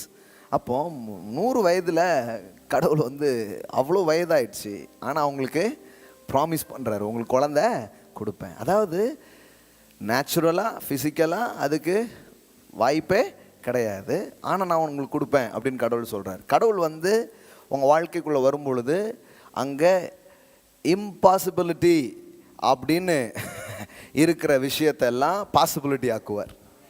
தேவன் உங்கள் வாழ்க்கைக்குள்ளே வந்திருக்கிறதுக்கு ஒரு காரணம் இருக்கிறது. உங்கள் வாழ்க்கையில் எதெல்லாம் சாத்தியம் இல்லையோ அதையெல்லாம் சாத்தியப்படுத்துவதற்காகத்தான் உங்கள் வாழ்க்கைக்குள்ளாக அவர் வந்திருக்கிறார். ஆமென். ஆமாம், அதுக்கு தான் அவருடைய ஆவி உங்கள் மேலே வந்திருக்கு, அதுக்கு தான் அவர் உங்கள் வாழ்க்கைக்குள்ளே வந்திருக்கிறார். ஆமென். எல்லாம் சொல்லுங்கள், எதெல்லாம் சாத்தியம் இல்லையோ அதெல்லாம் சாத்தியப்படுத்துறதுக்கு தான் தேவன் என் வாழ்க்கைக்குள்ளே வந்திருக்கிறார். இதை நான் சொல்லும்போது இதே விஷயம் இல்லை, இதே விஷயமும் எடுத்துக்கலாம். ஆனால் இன்னும் உங்கள் வாழ்க்கையில் எத்தனையோ காரியங்கள் சாத்தியமே இல்லைன்னு இருக்கலாம், அதெல்லாம் கடவுள் சாத்தியப்படுத்துவார். ஆமென். அதெல்லாம் சாத்தியப்படுத்துவார். அதுதான் இம்பாசிபிள். ஒரு ஹெச் போட்டுருங்க, சின்ன ஸ்பேஸ் கொடுத்தீங்கன்னா இம்பாசிபிள். ஹல்லேலூயா. எல்லாமே நம்ம கூடும். ஆமென். இப்போ அவங்களுக்கு கடவுள் வந்து அவங்க வாழ்க்கையில் ஒர்க் பண்ணுறாரு. எப்படி ஒர்க் பண்ணுறாரு நீங்கள் பார்த்தீங்கன்னா, grace means God's working, he's work. அப்படி தானே சொன்ன உங்களுக்கு. கிருபைன்னா என்ன? தேவன் செயல்படுகிறார், அல்லது தேவன் எனக்காக வேலை செய்கிறார். பச்சையாக சொல்லலாம், கடவுள் வேலை பார்க்குறாருங்க. கிரேஸ்னா என்னமோ நினச்சிக்கிட்டா. Grace means God is working. Amen. தேவன் எனக்காக வேலை செய்கிறார். வழக்கமாக கடவுளுக்காக மனுஷன் வேலை செய்கிறதெல்லாம் பார்த்துருக்கோம், ஆனால் கிருபை மனிதனுக்காக கடவுள் இறங்கி வேலை செய்கிறார். Amen. Yes, that is the grace of God. கடவுள் இறங்கி மனுஷன் காலை கழுவுறாருங்க. வழக்கமாக மனிதன் கடவுளை கழுவினதை தான் நீங்கள் பார்த்துருப்பீங்க. ஆனால் முதல்ல கிருபை இந்த பூமியில் வெளிப்பட்ட போது அவர் மனிதர்களை பரிசுத்தப்படுத்தினார், மனிதர்களை சுத்தப்படுத்தினார், மனிதர்களின் பாதங்களை அவர் கழுவினார், மனிதர்களுக்கு சேவை புரிந்தார். ஆமென். இயேசு சொல்றார், நான் ஊழியம் கொள்ளும்படி வராமல் நான் ஊழியம் செய்யும்படி வந்தேன். புரியுற மாதிரி சொன்னா, நான் பணிவிடை கொள்வதற்காக வரவில்லை, நான் பணி செய்வதற்காக வந்திருக்கிறேன். ஆமென். நீங்க வந்து எனக்கு வேலை செய்யணுங்கிறதுக்காக நான் வரல, நான் உங்களுக்கு ஒன்று வேலை செய்யறதுக்காக வந்தேன். இயேசு வந்து இந்த பூமியில செஞ்சதெல்லாம் அவர் நமக்காக வேலை பார்த்தார். ஆமென். அதான் grace. That is the grace of God. அப்போ கடவுள் வந்து உங்கள் வாழ்க்கையில் கிரியை செய்கிறார், ஒர்க் பண்ணுறார். நீங்கள் டயர்டாக போயிருக்கலாம், நீங்கள் நம்பிக்கை இல்லாமல் போயிருக்கலாம், உங்களுக்கு என்ன எதிர்காலம் அப்படின்னு போயிருக்கலாம், ஆனால் அவர் ஒர்க் பண்ணுறார். நீங்கள் ஏதோ பிரசங்கம் கேட்டுட்டுல, தேவன் வேலை செய்ய நீங்கள் அனுமதி கொடுத்து கொண்டிருக்கிறீர்கள். எஸ்.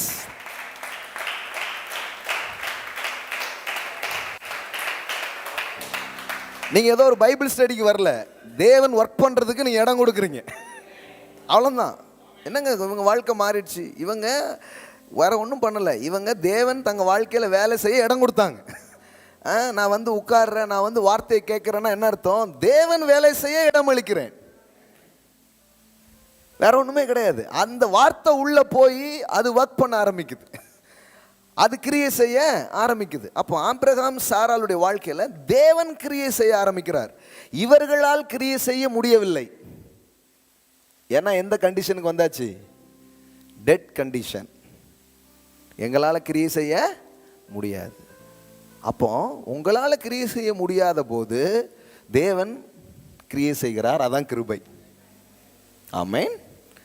அதனால அடிக்கடி சொல்லுவோம், உங்களால் முடியலையா, முடியலன்னு ஒன்று வந்துச்சுன்னா நீங்கள் பயப்படவே கூடாது. குட் நியூஸே உங்களுக்கு தான், இனிமே எல்லாமே முடியும். எஸ், இனிமே எல்லாமே முடியும். ஏன்னா அங்கே தான் கிரேஸ் வேலை செய்ய முடியும். புரியுதா உங்களுக்கு? அங்கே தான் கிருபை 100% இறங்கி என்ன பண்ண முடியும், எதாவது செய்யவே முடியும். அதனால தான் உங்களுடைய முடியாமை தான் கடவுளுக்கு வேணும். அதனால தான் வேதவசனம் சொல்லுகிறது, தேவன் இல்லாததையும் இழிவானதையும் தெரிந்து கொள்கிறார். இல்லாததையும் இழிவா எண்ணப்பட்டதையும் அவர் என்ன பண்ணுறாராம், சூஸ் பண்ணுறாராம். ஏன்னா அதில் தான் அவர் மகிமையை ஊற்றி அவர் யாருங்கிறத காட்ட முடியும். அதனால தான் வாழ்க்கையில் ரொம்ப சாதாரணமான மக்களை பார்க்கும்போது நான் எப்படி பார்க்குறேன்னா, இவங்க தான் கிருபையின் சின்னங்களாகவே மாற முடியும். இவங்க உயர்வதின் மூலம்தான் கடவுள் உயர்த்துகிறார் என்பது தெரிய வரும். அதனால் நீங்கள் நம்ம இதை இப்படி பார்க்கணும் பாருங்க. யாருமே இல்லைங்க, யாருமே இல்லாதான் பெரிய வாய்ப்பு. ஏன்னா நீங்கள் பெரிய ஆள் ஆக்கினீங்கன்னா கடவுள் தான் உங்களை பெரிய ஆள் ஆக்கினார்னு எல்லாரும் சொல்லுவாங்க. ஒன்றுமே இல்லைங்க, எல்லாரும் கைவிட்டாங்க. எல்லாரும் கைவிட்ட உங்களை தான் பெருசாக்க போறார். ஆமென். பல முயற்சி பண்ணி தோல்வி கண்டவன், அப்போ கடவுள் சொல்றார், நீ தான் வா, உன்னை தான் ஜெயிக்க வைக்க போறேன். ஹல்லேலூயா. இந்த உலகத்துக்கு காட்ட விரும்புகிறேன். புரியுதுங்களா உங்களுக்கு? தேவன் எல்லாவற்றையும் வாய்ப்பாக தான் பார்க்குறாரு. ஆபிரகாம் சரீரம் செத்து போயிருக்கு, சாராளுடைய கர்ப்பம் செத்து போயிருக்குது. கடவுள் சொல்றார், அதுதான் பெரிய வாய்ப்புப்பா. எப்படி வாய்ப்பு? உயிர்த்தெழுதலின் வல்லமையை எப்படி நிரூபிச்சு காட்டுறது? அதுக்கு ஒரு டெட் கண்டிஷன் வேணும். எப்படி ரிசரக்ஷன் பவரை ப்ரூவ் பண்றது?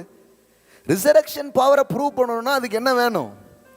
the need dead condition. ஒரு செத்த நிலை இருந்தாதான் உயிர்த்தெழுதலின் வல்லமை என்ன பண்ண முடியும், செயல்படுத்தி பார்க்கவே முடியும். அதனால சொல்றாங்க, வாழ்க்கையில மிகப்பெரிய ட்ரை கண்டிஷன் அப்படின்னு ஒன்று இருக்குதுன்னா அதுதான் மிகப்பெரிய ப்ராஸ்பரிட்டியை நீங்க பார்க்கறதுக்கான நிலையாக இருக்கிறது. மிகப்பெரிய செழிப்பான நிலையை பார்ப்பதற்கு இருக்கிறது. எஸ், வனாந்தரம் தான் வயல் நிலையாமாய் மாறும், கடுவெளி கழிக்கும், அது புஷ்பத்தை போல பூக்கும்.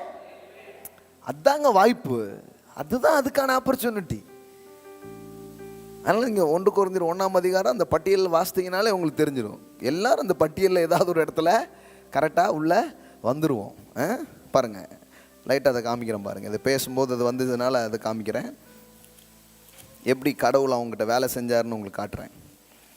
1 கொரிந்தியர். Glory to be the living God. 25வது வசனம் பாருங்கள். 24 படிக்கிறேன். ஆகிலும் யூதரானாலும் கிரேக்கரானாலும் எவர்கள் அழைக்கப்பட்டு இருக்கிறார்களோ, நீங்கள் எல்லாருமே அழைக்கப்பட்டிருக்கிறீங்க, அவர்களுக்கு கிறிஸ்து தேவ பலனும் தேவ ஞானமுமாய் இருக்கிறார். எல்லாம் சொல்லுங்க, கிறிஸ்து தேவ பலனும் தேவ ஞானமுமாய் இருக்கிறார். இப்போ பாருங்க, இந்தபடி தேவனுடைய பைத்தியம் எனப்படுவது மனுஷனுடைய ஞானத்திலும் அதிக ஞானமாய் இருக்கிறது. கொஞ்சம் அதாவது புரிஞ்சுக்கொள்ளவே முடியாத ஒரு ஹையஸ்டான வார்த்தையை ஒரு உபயோகப்படுத்துகிறார். உங்களுக்கு புரியுதுங்களா? கடவுளின் ஞானம்னே சொல்ல, அப்படி ஒரு ஃப்ரேஸை நம்மளால் திங்க் பண்ணவே முடியுமா? கடவுளின் பைத்தியம். கடவுளின் ஞானம்ங்கிற வார்த்தை நீங்கள் கேட்டிருக்கீங்க, கடவுளின் பைத்தியம்ங்கிற வார்த்தை நீங்கள் கேட்டிருக்கீங்களா? பவுல் யூஸ் பண்ணுறாரு பாருங்க. அதாவது இந்த மனுஷனுடைய ஞானம் இருக்குல்ல, அதை விட கடவுளுடைய ஞானம் பெருசு அப்படி பைபிளில் போடல. அவருடைய பைத்தியமே பெருசான். அவர் கிறுக்குத்தனமாக பண்ணாலே இவன் பண்ண எல்லா ஞானத்தை விட அற்புதமாக இருக்குமா? ஐயோ,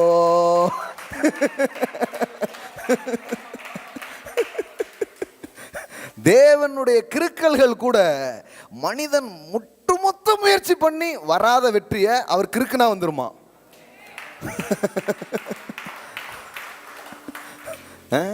இது எப்படி எக்ஸ்பிளைன் பண்ண முடியும்? அந்த மாதிரி வார்த்தைங்க இது. கடகடன் படிச்சுட்டு ஓடிட்டு போய்ப்பீங்க. அப்படியே பாரு, எல்லாம் போட்டிருக்கு பாருங்க. தேவனுடைய பைத்தியம் எனப்படுவது மனுஷனுடைய ஞானத்திலும் அதிக ஞானம். அவருடைய பைத்தியம் தான். எதை கம்பேர் பண்றாரு? விஸ்டம் ஆஃப் காட் கூட பைத்தியம் பண்ணல. the foolishness of God is greater than man's wisdom. மனிதனுடைய ஞானங்களை விட தேவனுடைய பைத்தியம் பெரியது.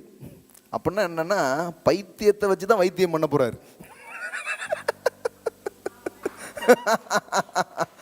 வைத்தியமே எதனால தான் நடக்க போகுது? ஒருத்தர் சிலுவையில் தொங்குவார், ரத்தம் சிந்துவார், அதை பார்த்தா ரட்சிப்பு இப்படின்னே மற்றவனுக்குலாம் சப்புன்னு ஆகிப்போச்சு. என்ன பாஸ் சால்வேஷனுக்கு வேற ஏதாவது சொல்லுவீங்கன்னு பார்த்தா, யாரோ ஒரு கார்பெண்டரு கண்ணின் வயிற்றில் பிறந்தாருங்கிறீங்க, அவர் வந்து மறிச்சாரு, ரத்தம் சிந்தார். ஒன்றும் அட்ராக்ஷனாகவே தெரியலையே, ஒன்றுமே தெரியல, பைத்தியம் மாதிரி இருக்குல்ல. இதுதான் வைத்தியம். இதை நம்புகிறவனுக்கு அது பலன். இங்குதான் உனக்கு சுகமேன்டர். ஆமேன். ஏதாவது ஒரு லாஜிக்கா ரொம்ப ஏதாவது தத்துவம் ஏதாவது சொல்லுவாருன்னு பார்த்தா ஒன்றுமே இல்லை. இதை பார் ரட்சிக்கப்படுவா அப்படின்ட்டு. ஒன்றும் நம்புற மாதிரி, நம்புறவனுக்கு வைத்தியம் அப்படின்ட்டார். ஆமாங்க, அப்படிதான் இருக்காங்க பாருங்க. அதிக ஞானமாய் இருக்கிறது தேவனுடைய. அடுத்தது பாருங்க, இன்னொரு கம்பாரிசன் சொல்றார். தேவனுடைய பலவீனம் எனப்படுவது. இதெல்லாம் நம்மளால திங்க் பண்ண முடியுமா? the weakness of God, the weakness of God. நம்ம வீக்னஸ் ஆஃப் மேன்லாம் படிச்சிருக்கோம். இங்கே என்ன போட்டிருக்குது? The weakness of God. தேவனுடைய பலவீனம் என்னப்படுவது மனுஷனுடைய பலத்திலும் அதிக பலமாய் இருக்கிறது. தேவன் தள்ளாடி ஒன்று பண்ணாலே இங்கே பலத்தோடு பண்ண காரியத்தை விட அது பலமாக இருக்குமா?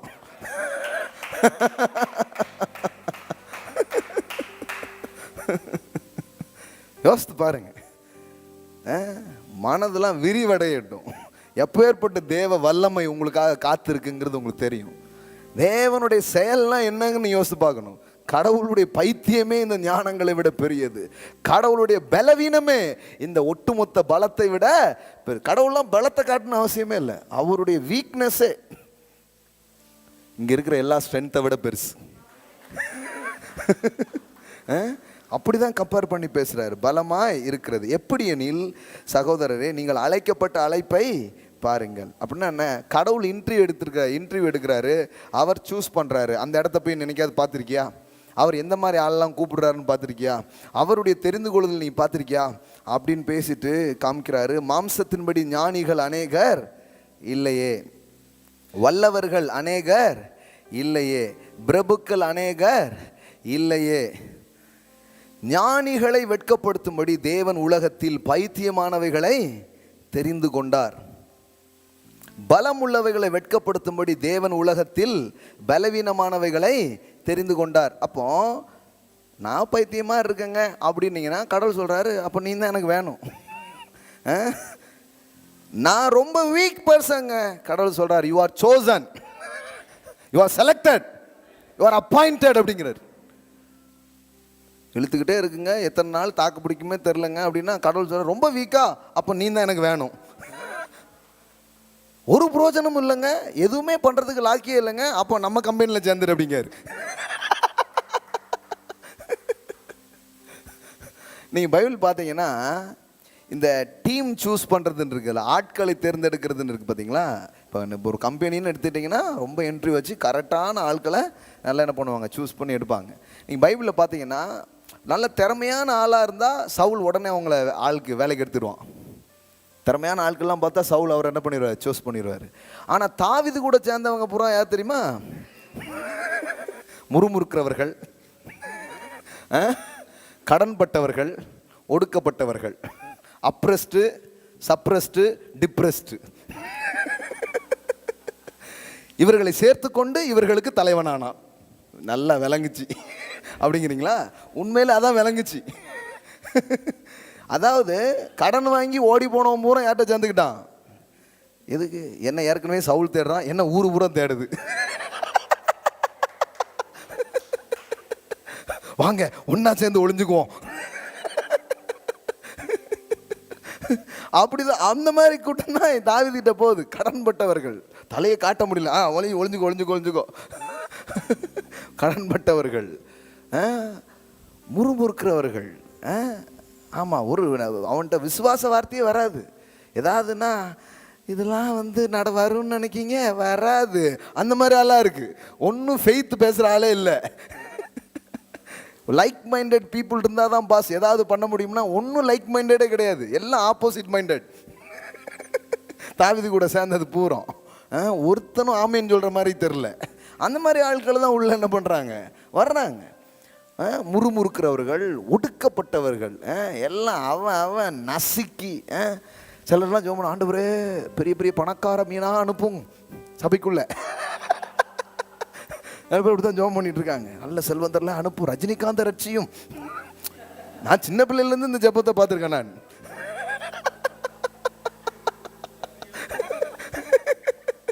எல்லாம் ஜெபம் பண்ணிட்டே இருப்பாங்க பாருங்க. ஏன்னா யாரா பெரிய பெரிய ஆளெல்லாம் அப்படியே மாறிட்டாங்கன்னா எப்படி ஈஸியாக முடிஞ்சிடும்ல ஆண்டவரே அப்படின்ட்டு. கடவுள் சொல்கிறாரு, அப்படிலாம் அவ்வளோ என் வல்லமையை நீ அவ்வளோ குறைவாக நினச்சிட்ட. உனக்கு முன்னாடி உட்காந்துருக்கவங்களாம் யாருன்னு நினைக்கிற? அதை விட பலமான சூப்பர் ஸ்டாரு எல்லாரும் முன்னாடி உட்காந்துருக்குறாங்க. லைட்டாக அப்படியே தூண்டி விட்டா போதும். அதெல்லாம் கிடையாது. இவங்க சொல்கிறாங்கல்ல, சாது மிரண்டா காடு கொள்ளாது அம்பம், அந்த மாதிரி ஆட்களை தான் கடவுள் அனுப்பிச்சிருக்காரு. ஆனால் இவங்களுக்கு அந்த அந்த அந்த விஷன் இல்லாததுனால யாரையுமே இவங்க அப்படி பார்க்குறதே கிடையாது. இவங்களையும் மட்டமாக நான் விசுவாசத்தில் உள்ளிஞ்சேற ஒரு சாதாரணமான ஆள். விசுவாசத்தில் எப்படி சாதாரணமாக இருக்க முடியும்? நாங்கள்லாம் ஃபெய்த் மினிஸ்ட்ரிஸ் அப்படின்னு இவங்கள மட்டமாக தான் நினைக்கிறாங்க. ஊழியக்காரங்களுக்கும் தங்களை பற்றி உயர்வான பார்வை இல்லை. மக்களையும் அவங்க எப்படி பார்க்கல, ரொம்ப உயர்வாக சாதிக்கக்கூடியவங்களா அப்படி என்ன பண்ணல, பார்க்கல பாருங்க. ஆனால் வேதவசனத்தை நீங்கள் கவனித்து பார்த்தீங்கன்னா, இந்த அதுலாம் அப்படிங்கிற அந்த இடத்துல தாவீது ஒவ்வொரு நாளும் அவர்களை சேர்த்து கொண்டு அவங்கள ட்ரெயின் பண்ணி அவங்கள உருவாக்கி ஒரு டைம் பார்த்தா தாவீதை விட பலமுள்ள மனிதர்களாக தாவீது அவர்களை உருவாக்கி விட்டான். தாவீது, நான் தாண்டி சொல்லுவேன், தாவீது அவன் ஆட்டை கடிச்ச சிங்கத்தை தான் என்ன பண்ணான், அடிச்சான். ஆனால் இவங்க போய் உறைந்த மலையில் அது பாட்டுக்கு தூங்கிட்டு இருக்கு, என்ன தூக்கம் அப்படின்னு போய் அதை போய் அடிச்சிருக்கான். இவன் கூட இருந்தாலு வந்த கோலியாத்தை தான் தாவீது அடித்தான். ஆனால் இவன் கூட ட்ரெயின் ஆன ஆட்கள் கோலியாத்துன்னு ஆள் ஒருத்தன் இந்த ஊரில் ஒன்றுலாம் தேடி போய் அடிச்சிருக்கிறாங்க. அப்போ பாருங்க, ஒரு தலைவன் என்பவன் மக்கள் எப்படிப்பட்ட நிலையில் அவன் வந்தாலும் அவனுக்குள் இருக்கிற அபிஷேகத்தையும் ஞானங்களையும் வைத்து அவனை விட பலசாலியாய் உருவாக்குகிறவன் தான் உண்மையான தலைவனாக இருக்கிறான். ஆமென். அவன் தான் உண்மையான தலைவன் பாருங்க. அப்படிதான் வரணும். தேவனும் அப்படிதான் இருக்கிறார். நான் என்ன சொல்றேன்னா, தாவீது அவன் ஆண்டவரை போல ஒரு சாயல். ரொம்ப பலமுள்ளவங்களாம் இல்லை, பலவீனமானவர்களை தேவன் அப்படிதான் சூஸ் பண்றார். சூஸ் பண்ணி அவங்கள வச்சு தான் பெரிய வேலைகளை செய்கிறார். அப்போ வீக்கஸ்ட் பர்சன்னா கடவுள் சொல்றாரு, நீ வா அப்படிங்கிறாரு. நீ தான் எனக்கு தேவை. 29 உள்ளவைகளை அவமாக்கும்படி உலகத்தில் இழிவானவைகளையும், அப்படின்னா என்ன, அற்பமாய் எண்ணப்பட்டவைகளையும் இல்லாதவைகளையும் தேவன் தெரிந்து கொண்டார். எத்தனை பேர் இல்லாதவர்கள்? கடவுள் சொல்றார், அப்போ நீ தான் வரணுங்கிறார். நானே ஏற்கனவே இல்லாதவன், நான் என்ன பண்றேன், நான் இருக்கிறோம்ல, நீ இல்லாதவன், நான் இருக்கிறவர்.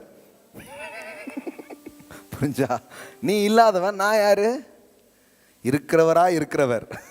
இப்போ நான் உன் வாழ்க்கைக்குள்ள வரப்போறேன். அப்போ நீ என்ன ஆகும்? உன் வாழ்க்கை இல்லாத வாழ்க்கையா இருக்காது, உன் வாழ்க்கை இருக்கிற வாழ்க்கையாக மாறும். ஆமென். ஸோ தேவனுடைய அந்த தெரிந்து கொள்ளுதல், அவர் சூஸ் பண்ணுறதெல்லாம் பார்த்தா அந்த மாதிரி ஆட்களை எடுத்து அவங்களுக்குள்ள அவர் என்ன பண்ண ஆரம்பிக்கிறார், வேலை செய்ய ஆரம்பிக்கிறார். இப்போ ரோமர் 4க்கு வாங்க. அதனால தான் இங்கே ரிஜெக்டட் அப்படின்னு யாருமே கிடையாது. இந்த கிருபையின் ராஜ்யத்திலே ஒதுக்கப்பட்டவர்கள், நிராகரிக்கப்படுபவர்கள் என்று யாருமே கிடையாது. இது நிராகரிக்கப்பட்டவர்களையும் தன்னிடமாய் சேர்த்து கொள்ளும் ராஜ்யம். ஆமென். ஆமாம், நாங்கள்லாம் ரொம்ப ஒடுக்கப்பட்டிருக்கோம், நிராகரிக்கப்பட்டிருக்கிறோம். சில நேரத்தில் என்ன ஆயிடுச்சுன்னா, சபை தன்னுடைய வேலை என்ன, தன்னுடைய அடையாளம் என்னங்கிறத புரிஞ்சுக்காதனால சபையே நிறைய பேர் நிராகரிச்சிருது. சில பேர்லாம் ஒதுக்கிச்சிருது, நீலாம் சரி கிடையாது, இன்னும் நீ அப்படி சபையே புறக்கணிக்கு. இந்த ஜாதிக்காரங்கெல்லாம் வராதிங்க, எப்படி பாருங்க, எவ்வளோ பெரிய கொடுமை இருக்கு பாருங்க. ஒருத்தர் சொல்லி அழுறார், நான் இந்த குறிப்பிட்ட ஜாதின்னு தெரிஞ்சதுக்கப்புறம் அந்த சபையில் என்ன சேர்த்துக்கல. எப்படி ஆயிடுச்சு பாருங்களேன், சபை வேற. சபை அப்போ இப்போ எப்படி இருக்குது, சாதி சங்கமாக ஆயிடுச்சு. இப்போ சபையா இல்லை, அது கிறிஸ்துவின் சபையா இல்லை, அது எப்படி இருக்குது, ஒரு குறிப்பிட்ட ஜாதியின் சங்கமாக இருக்கு. பாருங்க, எவ்வளோ ஒரு தவறான ஒரு உதாரணம் ஆயிடுச்சு பாருங்க. அப்படி கிடையாது, நிராகரிக்கப்பட்டவர்களை கூட சேர்த்து கொள்வதுதான் சபை. ஆமென். ஒடுக்கப்பட்டவர்கள், முறுமுறுக்கிறவர்கள், கடன்பட்டவர்கள் இருக்கிறவங்களாம் வாங்க அப்படி நான் பிரசங்கம் பண்ணுறதில்லை. நான் சொல்கிறேன், சேலஞ்ச் பண்ணுறேன், இல்லாதவங்களாம் வாங்க. 6 மாசத்துல 1 வருஷத்துல உங்க வாழ்க்கை செழிப்பது நிச்சயமா இருக்குது. உங்களை செல்வந்தர்களாய் மாற்றுவோம். ஆமென். கொஞ்சம் கோஆப்ரேட் பண்ணணும், கொஞ்சம் ஒத்துழைப்பு கொடுக்கணும், கொஞ்சம் வந்து நல்ல வார்த்தையை கேட்கணும், கொஞ்சம் சொல்கிறத அப்படியே இது பண்ணி போகணும். உங்களை உருவாக்காமல் விட மாட்டோம். ஆமென். ஆமாம், உருவாக்காமல் விட மாட்டோம். நான் பெரிய பெரிய பணக்காரங்களாம் தேடி போகலங்க. இந்த சபையில் எத்தனையோ காரியங்கள் இன்றைக்கி பண்ணிகிட்ருக்குறோம், இன்னும் பண்ணிகிட்டே இருக்கிறோம். ஒவ்வொரு நாளும் ஹெல்ப் பண்ணுறோம். ஆண்டோடைய நாம் மகிமைக்கு சொல்கிறேன். இன்னைக்கு காலையில் இது வரைக்கும் கிட்டத்தட்ட 53,000 ரூபா இன்றைக்கி நான் ஆஃபரிங் கொடுத்துருக்குறேன். இன்றைக்கி கொடுத்தது 53,000. யாருக்கெல்லாமோ உதவி பண்ணிக்கிட்டே இருக்கிறோம் எவ்ரிடே.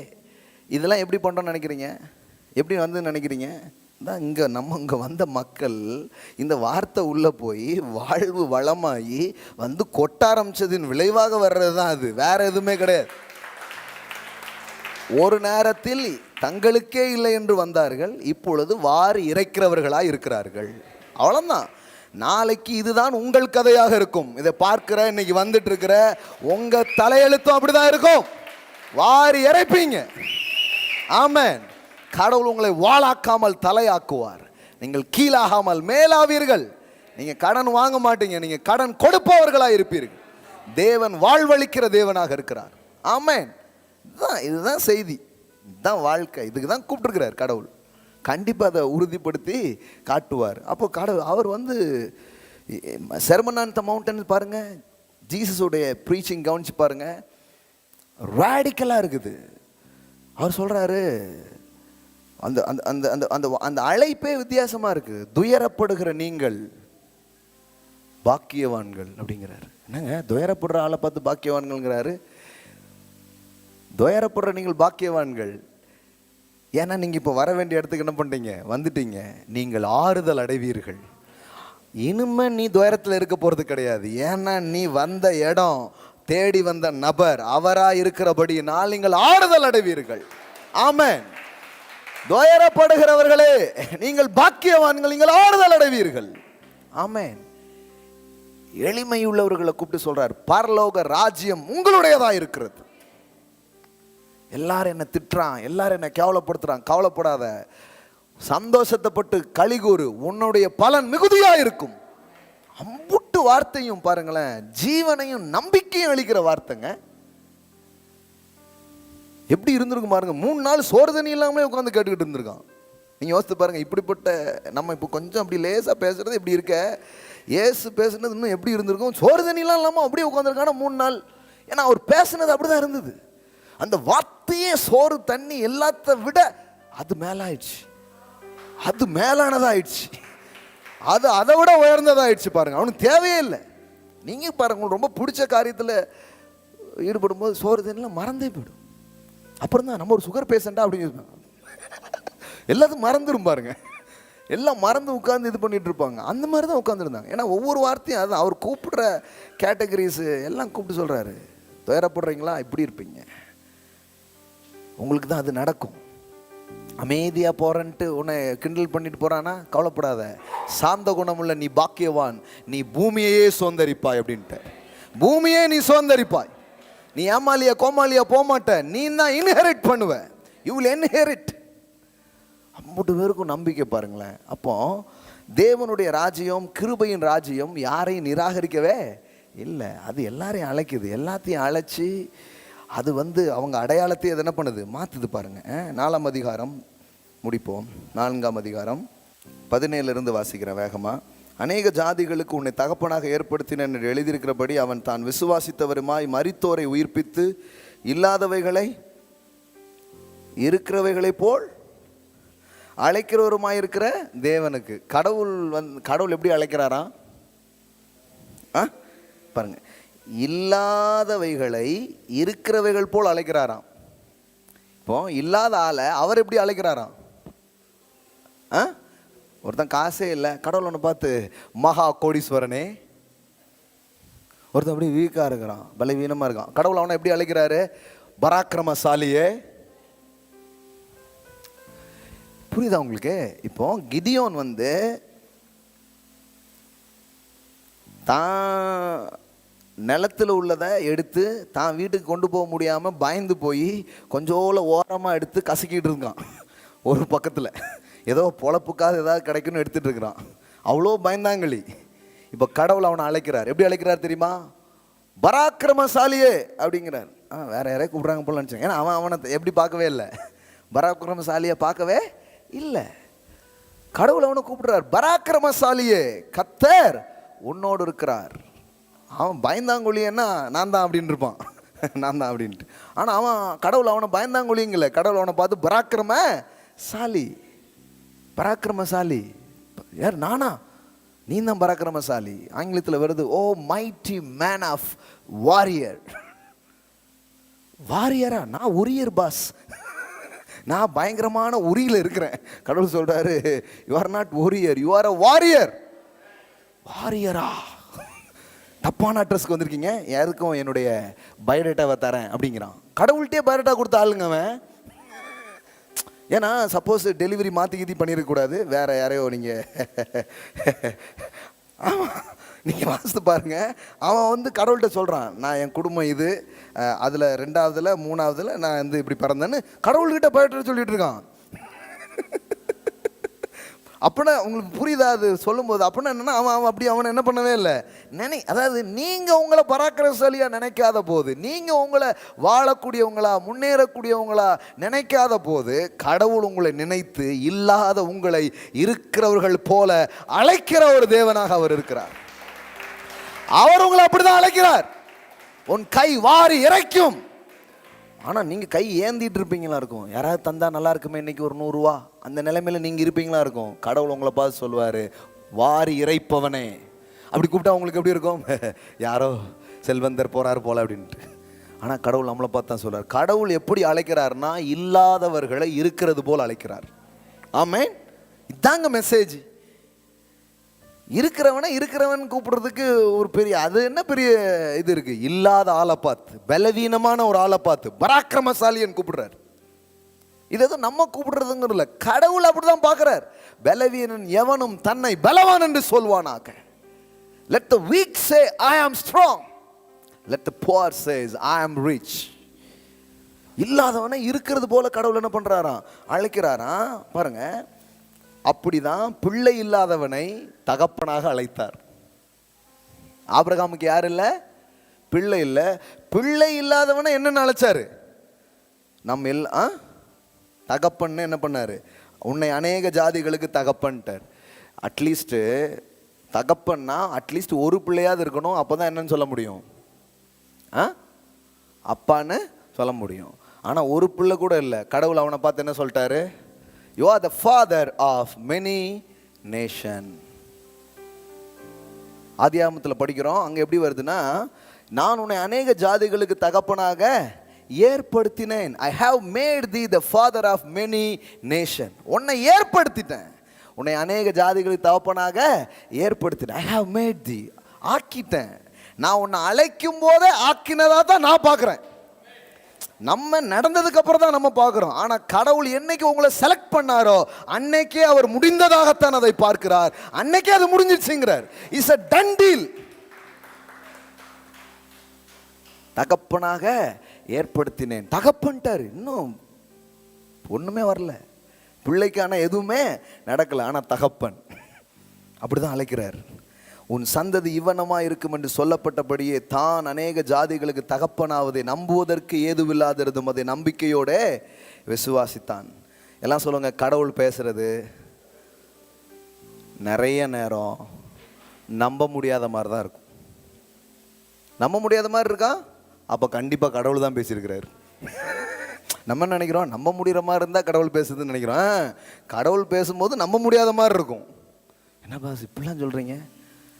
நானா வாடகை கொடுக்க முடியலங்க, நானா வீடு கட்டி கொடுப்பேங்கிறீங்க. என் பிள்ளைக்கு ஃபீஸ் கட்ட முடியலன்னு இருக்க, நானா நாளைக்கு 100 பிள்ளைக்கு கட்டுவேங்கிறீங்க. நம்பவே முடியல பாஸ், நம்பவே முடியல. அப்போ கண்டிப்பாக அது பிசாசு பேசுனது இல்லை, கடவுள் பேசுனது தான். Amen. Unbelievable. The gospel is unbelievable. காஸ்பல்ங்கிறது என்ன? சுவிசேஷம்ங்கிறது என்ன? the eugelio, the word means the too good to be true news. நம்பவே முடியாத அளவுக்கு ஒரு நல்ல செய்தி தான் சுவிசேஷமா இருக்கிறது. அன்பிலீவபிளா இருக்கும். இந்த அம்மாவா, இந்த அண்ணனா, இவங்களா, இவங்களெல்லாம் குறித்து ஆண்டவர் சொன்னார். அதனால தான் சில நேரம் தீர்க்க தரிசனம் சொல்லும்போது ப்ரொஃபெட்டிக் அனாயிண்டிங்கில் நீங்கள் ஆப்ரேட் ஆனீங்கன்னா உங்களுக்கு சில நேரம் சிலரை பார்த்தா தீர்க்க தரிசனம் சொல்கிறதுக்கு வராது. இவர் உங்கள் மாம்சம் வந்து தடுக்கும். இவர் எப்படிங்க? அதனால தான் கண்ணை மூடிட்டு சொல்லிடணும். சிலரை பார்த்தா இவர் அப்படி வருவார்னு உங்களால் இமேஜின் பண்ணவே இஸ் பியாண்ட் யுவர் இமேஜின். அதனால தான் போட்டு தேவன் தம்மில் அன்பு உறவுகள் அவர் ஆயத்தம் பண்ணினவில்லை, கண் காணவில்லை, காது கேட்கவில்லை, எந்த மனிதனுடைய இருதயத்திலும். அந்த ப்ராப்ளம் ப்ராஃபட் சாமுவேலுக்கே இருந்தது. அதனால தான் நெட்டை ஒருத்தன் வந்த உடனே இவன் சட்டுன்னு கொப்பியை தூக்கிட்டான். அனானப்பட்ட சாமுவேலுக்கே இருந்த பிரச்சனைங்க அது. அநேகமாக இவனாத்தான் இருப்பான், ஆள் நெட்டையாக இருக்காம்ல, அப்போ இவனாத்தான் ராஜாவாருன்னு ஊத்தப்பா நிறுத்து அப்படின்ட்டார் ஆண்டவர். இவன் கிடையாதா? அப்போ அடுத்த சம்மா நீ இரு சும்மா. சம்மானே ஊத்திடுறதா? என் ஆள் இன்னும் வரல, அவன் ட்ரியோன்னு ஓட்டிக்கிட்டு இருக்கான், ஆள் அனுப்புங்க. அப்படின்னா அவன் பார்த்தா ராஜாவுக்கானது இஸ்ரேவேலை அவன் காப்பாற்றுற மாதிரி தெரியல. அவன் இத்தனையோண்டு ஒல்லியா நூடுல்ஸ் பாய் முடியெல்லாம் அப்படி போட்டுக்கிட்டு கிட்டாரை வச்சுக்கிட்டு ஹேன்ட்டு வரான். பாஸ் இவனா கிங்கு மாதிரி ஒன்றுமே தெரியலையே, சங்கு மாதிரி இருக்கான். இவனை கிங்குங்கிறீங்களே, ஊத்து இவன் மேல.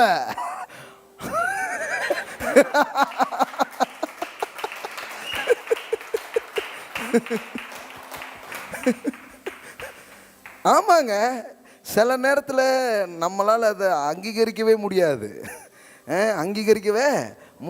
நமக்கே ஒரு ஆச்சரியமாக இருக்கும். அதனால தான் சொல்கிறது, மூளைக்கு ஆகாதென்று தள்ளப்பட்ட கல் மூளைக்கு தலைக்கல்லாயிற்று, இது கர்த்தரால் ஆயிற்று, நம் கண்களுக்கு ஆச்சரியமாக இருக்கிறது.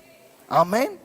அவன் தலையில் தான் ஊற்றுனாங்க. அப்போ சில நேரம் நமக்கே பேச வராது. இவங்களை பார்த்தா இந்த ஜனங்களுக்கா ப்ராஸ்பரிட்டி மெசேஜ்? கொஞ்சம் கீரில் வந்தாங்கன்னா அவங்களுக்கு ப்ராஸ்பரிட்டி பேசலாம். இப்போ நிறைய பேர் என்னென்ன பிரச்சனைனா, இதெல்லாம் இங்கே வேலை செய்யாதுங்கிறாங்க. பாஸ் இந்தியாவில் வேலை செய்யலைன்னா அப்புறம் எங்கே வேலை செய்ய போகுது? இந்த இல்லாமையிலையும் தரித்திரத்தையும் வாழுகிற மக்களுக்கு வேலை செய்யலைன்னா அது ப்ராஸ்பரிட்டி மெசேஜே கிடையாது. எங்கேயோ ஒரு நல்ல நாட்டில் அது வேலை செய்யுதுங்கிறது மேட்ரு கிடையாது. இங்கே வேலை செய்யும், இங்கே வேலை செய்யுது, இங்கே இன்னும் பெருசாக வேலை செய்ய போகுது. ஆமாங்க, ஊத்த அது நடக்கும். அப்போ அன்பிலீவபிளாக இருக்குது. ப்ராஃபஸி சொல்ல வரமாட்டுக்கு. சில நேரம் இப்போ பிரசங்கம் பண்ணுறவங்களுக்கு ஏன் சில நேரம் பிரச்சனை ஆகிடுதுன்னா, இவனை நீதிமான நான் எப்படி சொல்ல? புரியுதா உங்களுக்கு? பண்ணுறதெல்லாம் நமக்கு தெரியுது, இவனை எப்படி நீதிமான்? புரியுதா உங்களுக்கு? நீதிமான்களே அப்படின்னு ஒரு மாதிரி ஆகுது. நீதிமான்னு சொல்கிற மாதிரி தெரியலையே, நீதிமான்னு சொல்ல முடியாத. ஆனால் அதான் நீங்கள் இந்த இதை பார்க்கவே கூடாது. பவுல் எடுத்த தீர்மானத்துக்கு நீங்கள் வந்துடணும். மாம்சத்தின்படி ஒருவனையும் அறிய. மாம்சத்தின்படி அறிய, அவன் சைஸு, அவன் படிப்பு, அவன் பட்டம், அவன் பேக்ரவுண்டு, அவன் ஆக்ஷன், இது எதையும் பார்க்க மாட்டேன். கிறிஸ்துக்குள்ள தேவன் எப்படி பார்க்குறாரோ அப்படியே பார்த்து பேச போகிறேன். அவன் அப்படியே மறுரூபம் ஆயிடுவான். அப்படி அவ்வளோதான். நீதிமான் அப்படின்னு நீ பேசு. அவன் நீதிமானா இருக்கான் இல்லை கவரிமானோ புள்ளிமானோ, நீ அவன் இருக்கிற மாதிரிலாம் பேசாத. நான் சொன்னதை பேசு, அது மாதிரி அவன் ஆயிடுவான். ஆமேன். ரேடிக்கலாக பாருங்களேன். இருட்டாக இருக்கும்போது வெளிச்சத்தை பேச முடியுமா? அதுதான் தேவனுடைய ஸ்டைல். இருட்டாக இருக்கும்போது லெட் தேர் பி லைட் அப்படிங்கிறாரு பாருங்க, அதான் தேவனுடைய செயல். மரித்து இருக்கும் பொழுது தேவன் பேசுறாரு பாருங்க, லாசரை வெளியே வா, அதுதான் தேவனுடைய செயல். அப்போ காரியங்கள் பார்த்தா அப்படி இல்லை, ஆனால் தேவன் அவ்விதமாய் அழைக்கிறார். ஆமேன். இன்னைக்கு நம்மளை அழைக்கிறார். தேவனுடைய அழைப்பு உங்கள் மேலே வருது, தேவனுடைய தெரிந்து கொள்ளுதல் உங்கள் மேலே வருது. நம்புவதற்கு ஏதுவே இல்லை. அவன் விசுவாசத்தில் பலவீனமாக இருக்கவில்லை. இதெல்லாம் புதிய ஏற்பாட்டில் இருக்கிற ப்ரொமோஷன் வேர்ட்ஸ். அவன் விசுவாசத்தில் பலவீனமாக இருக்கவில்லைன்னு அர்த்தம்னா, ஆபிரகாம் கதையே வேற. சரியா? இதெல்லாம் கிருபை அன்பு திரளான பாவங்களை மூடும். ஆபிரகாமுடைய ஒரு மிஸ்டேக் இங்கே வரல பாருங்களேன். ஏன்னா அவன் விசுவாசத்தான், அவன் பெரிய ஆள் அப்படி தான் போட்டிருக்கோம். அங்கே நீங்கள் பார்த்தீங்கன்னா அவன் அப்படி இல்லை. அப்புறமா பார்ப்போம் இன்னொரு நாள். அவன் விசுவாசத்தில் பலவீனமாய் இருக்கவில்லை. அவன் ஏறக்குறைய 100 வயது உள்ளவனாக இருக்கும் பொழுது தன் சரீரம் செத்து போனதையும் சாராளுடைய கற்பம் செத்து போனதையும் எண்ணாதிருந்தான். தேவனுடைய வாக்குத்தத்தை குறித்து அவன் அவிசுவாசமாய் சந்தேகப்படாமல். எல்லாம் சொல்லுங்க, எண்ணாதிருந்தான். சொல்லுங்க, எண்ணாதிருந்தான். என்ன சொன்ன? நீங்க தேவன் உங்களுக்கு மனது என்கிற ஒன்றை தந்து அதில் நீங்கள் யாரா உங்களை எண்றீங்க அப்படிங்கிறது ரொம்ப இம்பார்ட்டன்ட். இவன் தேவன் தன்னை எப்படி சொன்னாரோ அப்படி நினைக்க ஆரம்பிக்கிறான். நான் அநேக ஜாதிகளுக்கு தகப்பன். எல்லாம் சொல்லுங்க, அநேக ஜாதிகளுக்கு தகப்பன். ஆமேன். உங்களை குறித்து தேவன் என்னெல்லாம் சொல்லியிருக்கிறாரு அப்படி நீங்கள் உங்களை எண்ண ஆரம்பிக்கும். உங்கள் பிரச்சனை இன்னொருத்தங்க உங்களை சரியாக எண்ணாதது அல்ல, நீங்கள் உங்களை சரியாக எண்ணாதது. நாங்கள் அவர்கள் பார்வைக்கு வெட்டுக்கிளியை போல் தெரிந்தோம். என்னாகமம் 13 வேவு பார்க்க போன அந்த கோத்திர பிதாக்கள் சொல்கிறாங்க, அவங்க பார்வைக்கு நாங்கள் யாராக இருந்தோம்? வெட்டுக்கிளியை போல இருந்தோம். நான் கேட்குறேன், உண்மையிலே அவங்க பார்வைக்கு அவங்க அப்படி இருந்தாங்களா? அவங்க தான் இவங்களை பார்க்கவே இல்லையே. இவங்கெல்லாம் யார்? ஸ்பை. இவங்க உளவாளிகள். இவங்க போய் மறைஞ்சு நின்று அவங்கள பார்த்துட்டு வந்துட்டாங்க. அவங்க இவங்கள பார்த்துருந்தாங்கன்னா கதையை முடிச்சிருப்பாங்க. ஆனால் இவங்களுடைய எண்ணம் என்னென்னா, அவங்க பார்வைக்கு அவங்கள பார்க்கும்போது நான்லாம் ஒன்றுமே இல்லை அப்படின்னு தங்களை வெட்டுக்கிளியை போல் அவர்கள் எண்ணிக்கொண்டிருந்தார்கள். அந்த எண்ணம் தான் அவங்க பிரசங்கத்தை, அவங்க பேச்சை, நம்பிக்கையெல்லாம் மாற்றி அவங்க வாழ்வை மட்டும் இல்லை, இஸ்ரவேலுடைய வாழ்வையே அது கெடுத்து போட்டது. ஆனால் இன்னும் சில பேர் இருந்தாங்க, அவங்க அப்படி எண்ணலை. அவங்க எண்ணம் ரொம்ப உயர்வாக இருந்தது. அவங்க எண்ணம் என்னன்னா, கடவுள் நம்ம மேலே பிரியமாக இருந்தால் நாம் அதுக்குள்ளே போவோம் அப்படின்னு சொன்னாங்க. ஆமேன். எளிதாக அதை சுதந்தரிப்போம் அப்படின்னு சொன்னாங்க. ஆமேன். அவங்க தான் உள்ளே போனாங்க கானானுக்குள்ளே. அந்த ஜோஷுவாவும் அந்த காலேப்பு தான் எங்கே போனாங்க? கானானுக்குள்ளே போனாங்க. அப்போ இன்னைக்கு ஒன்றை புரிஞ்சுக்கோங்க, நிறைய காரியங்கள் அடுக்கடுக்காக பேசியிருக்கிறோம். முதலாவது, கடவுள் உங்களை மதிப்பாகவே பேசுகிறார். ஆமேன். உங்களுடைய அடையாளங்களை நீங்கள் என்ன பண்ணிக்கோங்க? புரிஞ்சுக்க ஆரம்பிங்க. உங்களுடைய எண்ணங்களில் தேவன் உங்களை என்னவாக சொல்கிறாரோ அதை உங்கள் எண்ணத்தில் என்ன பண்ண ஆரம்பிங்க? வைக்க ஆரம்பிங்க. சண்டேஸ் கூட அதை பற்றி தான் கொஞ்சம் பேசினேன். சண்டே முடிக்கும்போது கூட ஐடென்டிட்டியோடு தான் முடித்தேன். உங்கள் அனுபவம் எதுவோ அதை நம்பாதீங்க, உங்கள் அடையாளத்தை நம்புங்கள். நம்ம எல்லாருமே என்ன பண்ணிட்டு இருக்கோம் தெரியுமா? நம்மளுடைய எக்ஸ்பீரியன்ஸ் தான் நம்மளுடைய அடையாளம்னு நினைக்கிறோம். நோ. உங்களுடைய எக்ஸ்பீரியன்ஸ் உங்கள் அடையாளமே கிடையாது. உங்கள் அடையாளம் கிறிஸ்துவுக்குள்ள இருக்கு. கிறிஸ்துவுக்குள்ள உங்கள் அடையாளத்தை நீங்கள் கண்டுபிடிச்சி உங்கள் அடையாளத்தை நீங்கள் நம்புனீங்கன்னா நாளைக்கு உங்கள் எக்ஸ்பீரியன்ஸ் கூட மாறும். இப்போது உங்கள் வாழ்க்கையில் தோல்வி, நஷ்டம் இதெல்லாம் நடந்த உடனே நீங்கள் உங்களுக்கு ஒரு அடையாளம் கொடுத்துருவீங்க. என்ன அடையாளம் கொடுப்பீங்க? நான் ஒரு துரதிர்ஷ்டசாலி. என் வாழ்க்கையில் நடந்ததை வைக்கும்போது அநேகமாக நான் இதுதான் அப்படி நீங்களே உங்களுக்கு ஒரு அந்த ரூத்துடைய மாமி சொல்கிறா பார்த்தீங்களா, என் வாழ்க்கையில் நடந்ததை பார்த்ததுனால என்ன நகோமின்னு கூப்பிடாதீங்க, என்ன எப்படி கூப்பிடுங்க? மாறால்னு கூப்பிடுங்க அப்படின்னு சொன்னா. ஏன்? நகோமின்னா என்ன அர்த்தம்? ஹாப்பி, மகிழ்ச்சி அப்படின்னு அர்த்தம். அதனால் நீங்கள் என்ன நகோமின்னு என்ன பண்ணாதீங்க, கூப்பிடாதீங்க. மாறால்னா என்னது? கசப்பு. என்ன எப்படி சொல்லுங்க? என் எக்ஸ்பீரியன்ஸ் படியே எனக்கு பேர் வைங்க, என் பேரை மாற்றுங்க, எழுதுங்கள் என் கல்லறையில் அவன் பைத்தியக்காரன் என்று அப்படின்னு அனுபவத்துக்கு ஏற்ற மாதிரி பேரெல்லாம் மாற்றுங்க அப்படின்னு ஆயிடுச்சு. மனிதர்கள் அப்படி தான் இருக்கிறாங்க. என் பேரை சேஞ்ச் பண்ணுங்க, பேரை மாற்றுங்கன்னு சொல்லுவாங்க பார்த்துங்க. நிறைய பேர் நல்ல நேரத்தில் வச்சாங்க பரிபூர்ணம்னு, ஒன்றத்தையும் காணும். ராஜான்னு வச்சாங்க, ஒன்றத்தையும் காணும். சிலருக்கெல்லாம் ஒரு மாதிரி ஆகிடும், சேஞ்ச் மை நேம் அப்படின்றாங்க. என் பேரை மாற்றிடுங்க, பேரை மாற்றிட்டா ரொம்ப நல்லது அப்படிங்கிற மாதிரி இருக்கும். அப்படி இல்லை பாருங்கள், உங்களுடைய நேம், உங்களுடைய அனுபவம் உங்கள் பேரை மாற்றணுங்கிறது பிசாசனுடைய அடையாளம். ஆனால் கடவுள், நான் உனக்கு நகோமின்னு பேர் வச்சுருக்கேன், மகிழ்ச்சி தானே, அதுலேயே நில்லு, எப்படிப்பட்ட மகிழ்ச்சி உனக்கு காத்துட்ருக்கு பாரு, கண்டிப்பாக நீ மகிழ்ச்சியை பார்ப்ப. ஆமென். பாருங்க, அவள் வாழ்க்கை மரணத்தில் முடியவில்லை, அவருடைய வாழ்க்கை மகிழ்ச்சியில் முடிந்தது. ஆமென். ஸோ உங்களுடைய அடையாளங்களில் நில்லுங்க. கிறிஸ்துவுக்குள் நீங்கள் யார் என்பதை அறிந்து கொள்ளுங்கள். இன்னும் இந்த கிருபையின் வெளிப்பாட்டில் நாம் வளருவோம். எழுந்து நிற்போம். Thank you, Jesus. Hallelujah. Wow.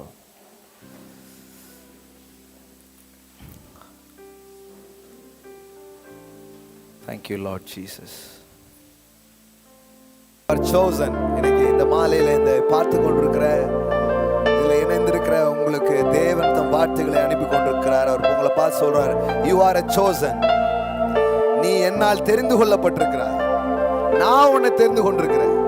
இல்லாதவர்களை இருக்கிறது போல், இழிவானதை, பைத்தியம் என்று சொல்லப்பட்டதை, எப்படிப்பட்ட நிலையில் இருந்தாலும் நான் உன்னை தெரிந்து கொண்டிருக்கிறேன்.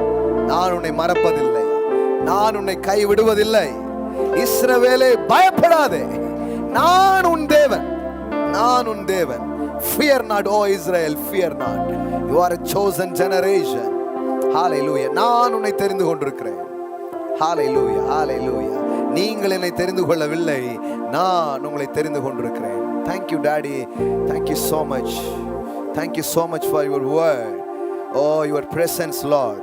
இந்த மாலையில் இங்கு வந்த ஒவ்வொரு பிள்ளைகளோடும் உங்களுடைய வார்த்தைகள் சம்பாஷித்திருப்பதற்காய் நன்றி. உங்களுடைய ஆவி இந்த இடத்துல பொழிந்திருக்கிறதற்காய் நன்றி. ஹல்லேலூயா. இஸ்ரவேலாக எங்களை பார்க்கிறீர், தெரிந்து கொண்ட இனமா எங்களை பார்க்கிறீர். ஹல்லேலூயா, ஹல்லேலூயா. எங்கள் அடையாளங்களை மாற்றுகிறீர். எங்கள் அடையாளம், நாங்கள் தேவனால் தெரிந்து கொள்ளப்பட்டவர்கள்.